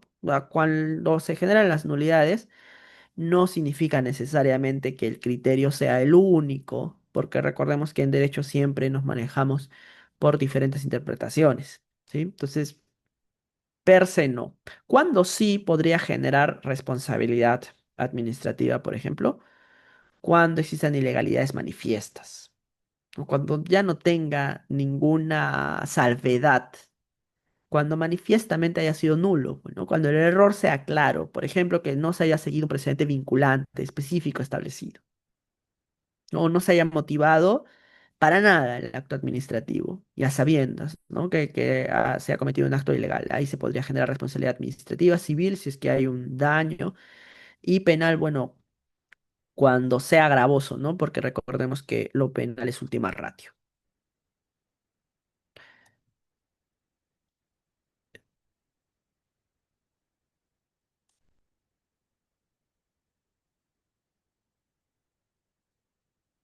Bien, Víctor Segundo Jiménez dice, un empleado de gobierno regional de La Libertad que trabaja en el mismo gobierno regional en el área de sugerencia de educación solicitó al gobierno regional que se le cancele un beneficio laboral. Se le deniega. Ya, ¿puedo presentar recurso de apelación? Eh, Depende, ¿no? Si es que quien ha denegado es la máxima autoridad administrativa, entonces se presenta un recurso de reconsideración extraordinario. Pero en estos casos, le habría tenido que denegar la Oficina de Recursos Humanos. No, no lo dice acá, pero sobreentiendo eso. Y la Oficina de Recursos Humanos sí tiene una autoridad jerárquica superior, ¿no? Y en esos casos, entonces se presenta el recurso de apelación ante la misma autoridad para que ésta lo eleve.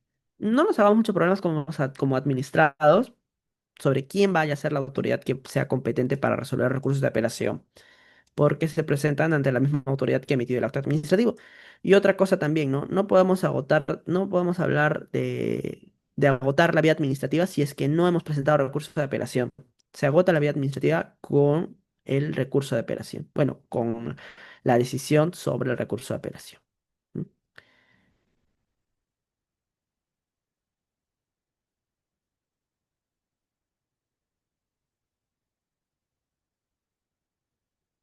Se puede declarar la nulidad sobre algo que no es acto administrativo. Técnicamente no, pero algunas autoridades administrativas lo hacen, pero no hay sustento legal para ello, porque existen otras figuras de contraversión. Por ejemplo, si es una disposición administrativa, simplemente se deroga, se modifica, no podríamos declarar la nulidad. ¿En qué casos se omite presentar recurso de reconsideración? Pregunta Ernesto Selli, y se emplea directamente el recurso de apelación. Prácticamente en dos casos. Uno, cuando no tengas nueva prueba, y allí pues no tienes la opción de presentar un recurso de reconsideración y simplemente planteas tu pretensión contradictoria a través del recurso de apelación. O si no, también puede ser que sí tienes nueva prueba, pero por estrategia no presentas el recurso de reconsideración y optas por presentar el recurso de apelación, ¿no? En el segundo caso, se entiende que puedes presentar cualquiera de los dos, ¿no? No los dos a la vez, pero cualquiera de los dos. Y podrías presentar recurso de reconsideración y después, si es que no te aceptan, puedes presentar recurso de apelación. Pero en algunos casos puede no ser lo estratégicamente adecuado porque si es que ya sabes que la autoridad administrativa ya tiene una preconcepción sobre ello y la nueva prueba no le va a generar un cambio, más o menos de lo que se puede intuir sobre la conducta procedimental que ha tenido en primera instancia, entonces más pierdes tiempo como administrado presentando un recurso de reconsideración en ese caso, ¿no? Pues puedes presentar directamente el recurso de apelación. Depende de la estrategia, depende del caso concreto. Mario Álvaro Salas pregunta, ¿sería nulo notificar una negativa a una solicitud del administrado contenida en un informe técnico? Pero ¿por qué el problema sería el de la notificación, Mario? No entiendo eso. Porque acá no estamos hablando de notificaciones, estamos hablando de actos administrativos propiamente. Entonces, si la notificación no ha sido debidamente realizada, pues es un tema de eficacia, ¿no? No es un tema de validez en este caso. Pero si te refieres a que si es que el administrado ha presentado un recurso sobre un informe técnico, aunque no lo dices expresamente, pero estamos hablando de recursos, ¿no? Te estoy tratando de darle un sentido. Si es que un administrado ha presentado un recurso administrativo sobre un informe técnico, podríamos decirle que no procede ese recurso porque no es un acto administrativo, sería un acto de administración interna.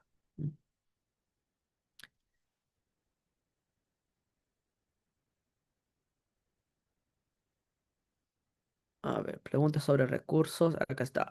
Peter Oncoy dice, se realizó el recurso de reconsideración, pero en la resolución de alcaldía... Ah, ya, ese es sobre el otro caso. Se realizó el recurso de reconsideración, pero en la resolución de alcaldía dio por agotada la vía administrativa.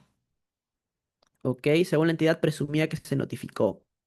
Asimismo, no se notificó personalmente vulnerable. Ah, ya, ok, ok, ok. No estamos hablando de recursos, discúlpame, Peter. Estamos hablando de una resolución que la autoridad administrativa creyó que se notificó adecuadamente y, por lo tanto, tu recurso me parece que ha sido declarado improcedente por extemporáneo, ¿sí? Y ya dio por agotada la vía administrativa por ello. Para eso, tendrías que acreditar que en efecto, pues, se te notificó indebidamente. Y si ya no te hace caso la entidad, lo que corresponde es interponer una demanda de acción contenciosa administrativa. ¿Sí? No puedo hablar de vulneración de derechos del administrado y abuso de poder si es que no está determinado que se notificó indebidamente. ¿Sí? Pero si es que sí, podríamos hablar de una vulneración al debido procedimiento, evidentemente, ¿no? Porque una de las garantías del debido procedimiento es la notificación de los actos administrativos. Raúl Seclen dice, en un recurso de apelación se puede solicitar una pretensión de atenuante o eximencia de responsabilidad al no haberse valorado en el descargo. Sí, muy buena pregunta, Raúl Seclen. Y esto tiene que ver con las pretensiones de contradicción, ¿no? Recordemos que una de las pretensiones de contradicción es la nulidad, pero también tenemos otras pretensiones como la modificación del acto administrativo, la modificación del objeto del acto administrativo. Si es que, digamos, en un procedimiento disciplinario, ¿no? Nos han suspendido con 12 meses, pero no han valorado una circunstancia atenuante que estamos presentando, ¿no? Por ejemplo, las acciones ex post que el servidor ha realizado para mitigar los efectos gravosos, ¿no? Y, por ejemplo, también puede ser que él mismo, el servidor mismo, ha alertado la comisión de una falta, digamos, por negligencia funcional, por omisiones, ¿no? Que se le olvidó hacer algo. En ese caso, esas circunstancias atenuantes tendrían que ser valoradas, y si no han sido valoradas en primera instancia, en un recurso de apelación se puede solicitar.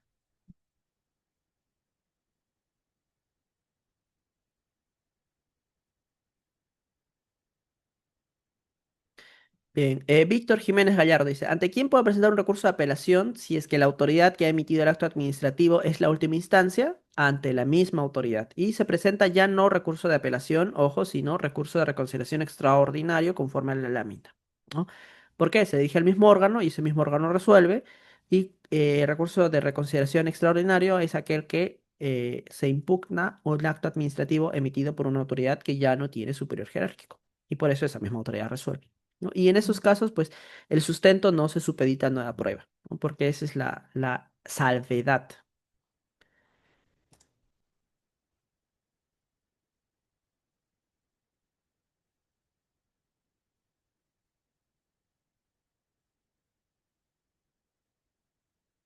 A ver, Jorge Luis Novoa dice, no han resuelto mi recurso, ya pasó el plazo de 30 días hábiles, ¿no? ¿Qué puedo hacer? ¿No? Eso lo hemos hablado en la anterior sesión sobre silencios administrativos, ¿no? Los recursos de apelación tienen la categoría de iniciar un procedimiento administrativo a pedido de parte y por lo tanto son de evaluación previa y si son de evaluación previa están sujetos a silencios administrativos, en este caso silencio administrativo negativo.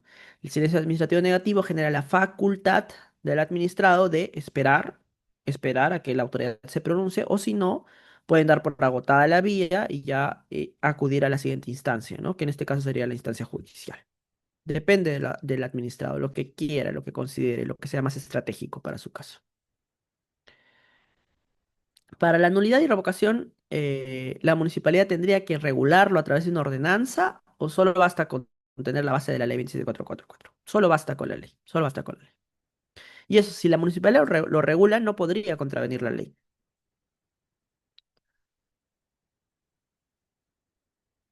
Entonces ya está.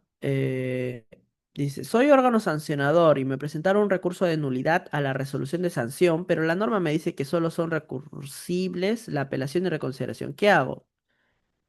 Recondúcelo a una apelación o a una reconsideración. ¿Cómo puedes reconducirlo? Si es que te han presentado una nueva prueba, podrías reconducirlo a una reconsideración, ¿sí? Si es que solamente el recurso incide en una nueva prueba, ¿sí? Si es que no te han presentado una nueva prueba, evidentemente tienes que reconducirlo a un recurso de apelación y elevarlo a la autoridad que sea competente, ¿no? Porque me está diciendo que eres órgano sancionador. Si es que tienes dudas, pregúntale al administrado y dile que conforme al principio de informalismo, lo que corresponde es reconducir la pretensión de nulidad hacia un recurso administrativo. Ya, ¿hacia qué recurso administrativo? Lo que el administrado considere apelación o reconsideración. Denos un ejemplo de una nueva prueba, dice Jorge Novoa. A ver, por ejemplo, ¿no? En un procedimiento sancionador se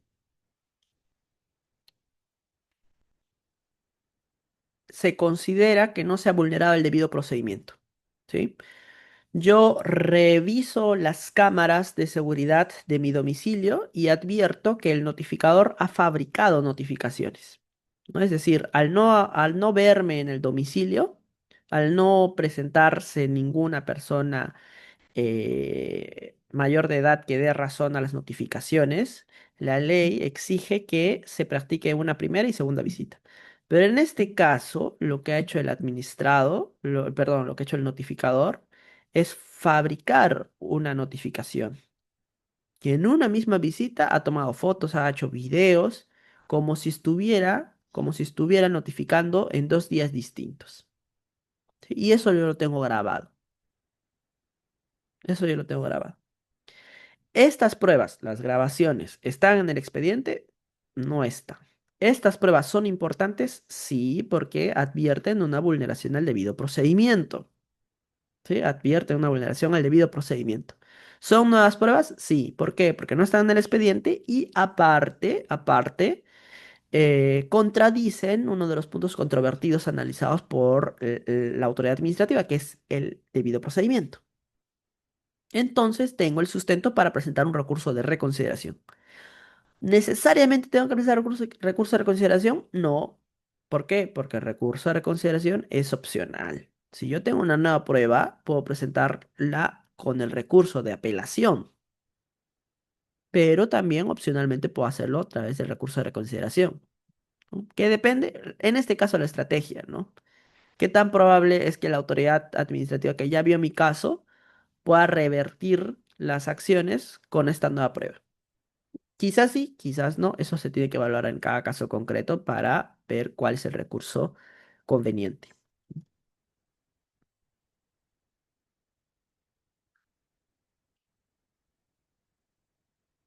Eh, Solo la pregunta sobre recursos, por favor. Esto ya vimos. Ah, ya. Y si es única y última instancia y no cuento con nuevo medio probatorio, ¿se puede recurrir? Pregunta Bruno. Y sí, ¿por qué? Recordemos que la salvedad del recurso de reconciliación extraordinario tiene, tiene el sustento de un recurso de apelación. Sea, es un híbrido.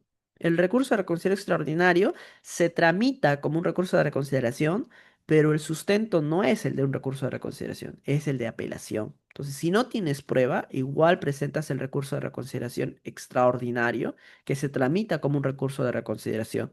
¿Por qué se tramita como un recurso de reconsideración? Porque es una autoridad que no tiene superior jerárquico. No hay a quien elevarlo. Por eso se tramita como un recurso de reconsideración. Pero no se puede pues limitar al administrado de que solamente presente ello con una nueva prueba. ¿Por qué? Porque es obligatorio presentarlo para agotar vía administrativa. ¿Sí? Ese es en el recurso de reconsideración extraordinario solamente. Ojo, ojo. La autoridad de primera instancia al que presenté la apelación puede inadmitirla, bueno, puede declararla inadmisible, si en el caso que no la hayas presentado adecuadamente, ¿no? Pero en esos casos de que no la admita a trámite, debe dar el plazo para subsanar, no, no, no simplemente la rechaza, ¿no? Por ejemplo, no hayas señalado cuál es el acto que estás impugnando o no hayas firmado, ¿no? En esos casos, entonces se puede declarar inadmisible y te dan la oportunidad de subsanarlo. Posición, ¿en qué caso se da? En ninguno, no hay recursos de posición en el trámite regular del procedimiento administrativo.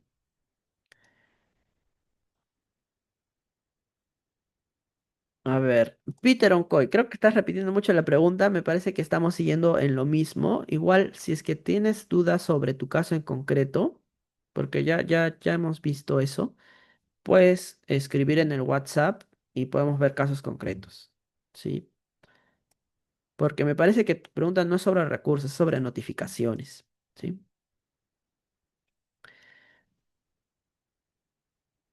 Una vez judicializado el caso, ¿se puede volver al procedimiento administrativo? No, no. ¿Por qué? Porque cuando ya está judicializado, la autoridad administrativa pierde competencias.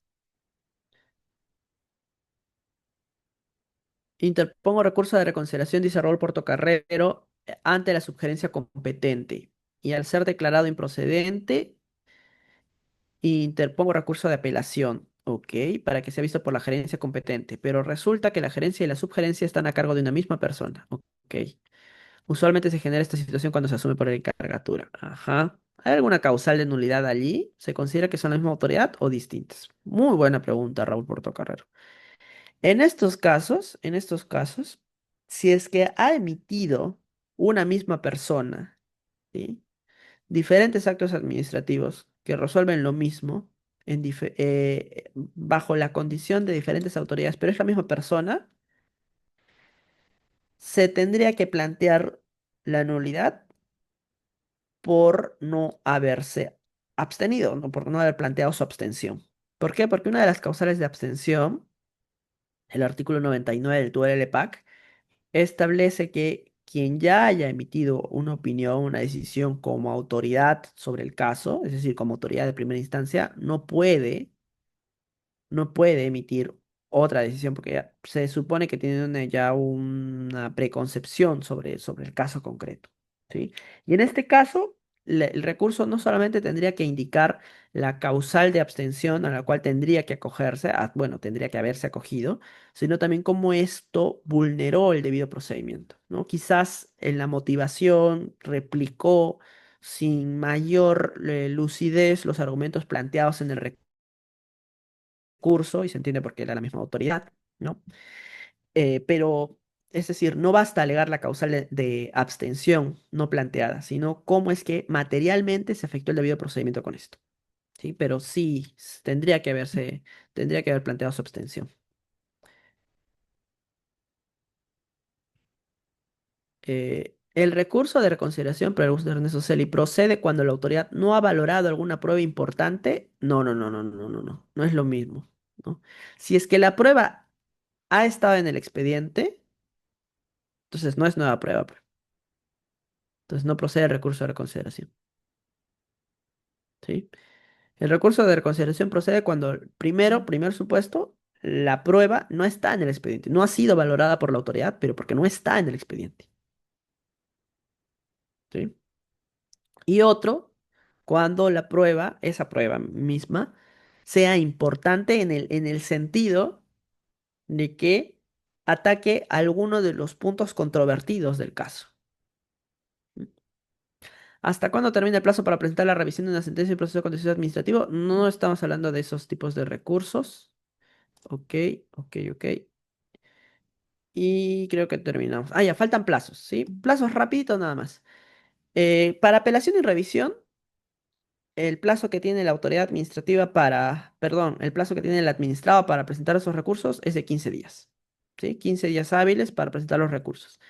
La reconsideración también, 15 días. Aquí la diferencia, conforme a la última modificación de la LPAC, es que la reconsideración se resuelve en 15 días hábiles, a diferencia de los otros tipos de recursos que dice por regla general que se resuelve en 30 días hábiles, ¿no? El recurso se reconsidera en 15 días hábiles. ¿Por qué se ha señalado que sean 15 días hábiles? Porque es el mismo órgano, pues. Se entiende que ya sabe del expediente, ya sabe del caso, entonces razonablemente se le exige un tiempo menor, ¿sí? Pero salvo en aquellos casos donde hablemos de tribunales administrativos, donde se valoren los recursos de reconciliación extraordinarios, y en esos casos sí se tendrán 30 días hábiles, como ordinariamente se tramitan los recursos, ¿sí? Eso sería todo. Muchísimas gracias. Ya nos vemos seguramente en la última sesión donde vamos a ver procedimientos administrativos sancionadores o potestad sancionadora de la administración pública, ¿sí? Independientemente de ello, pues espero que haya sido gustosa y hayan aprovechado la clase de hoy. Si es que quieren contactarme, pues abajo están mis datos de identificación. Muchas gracias.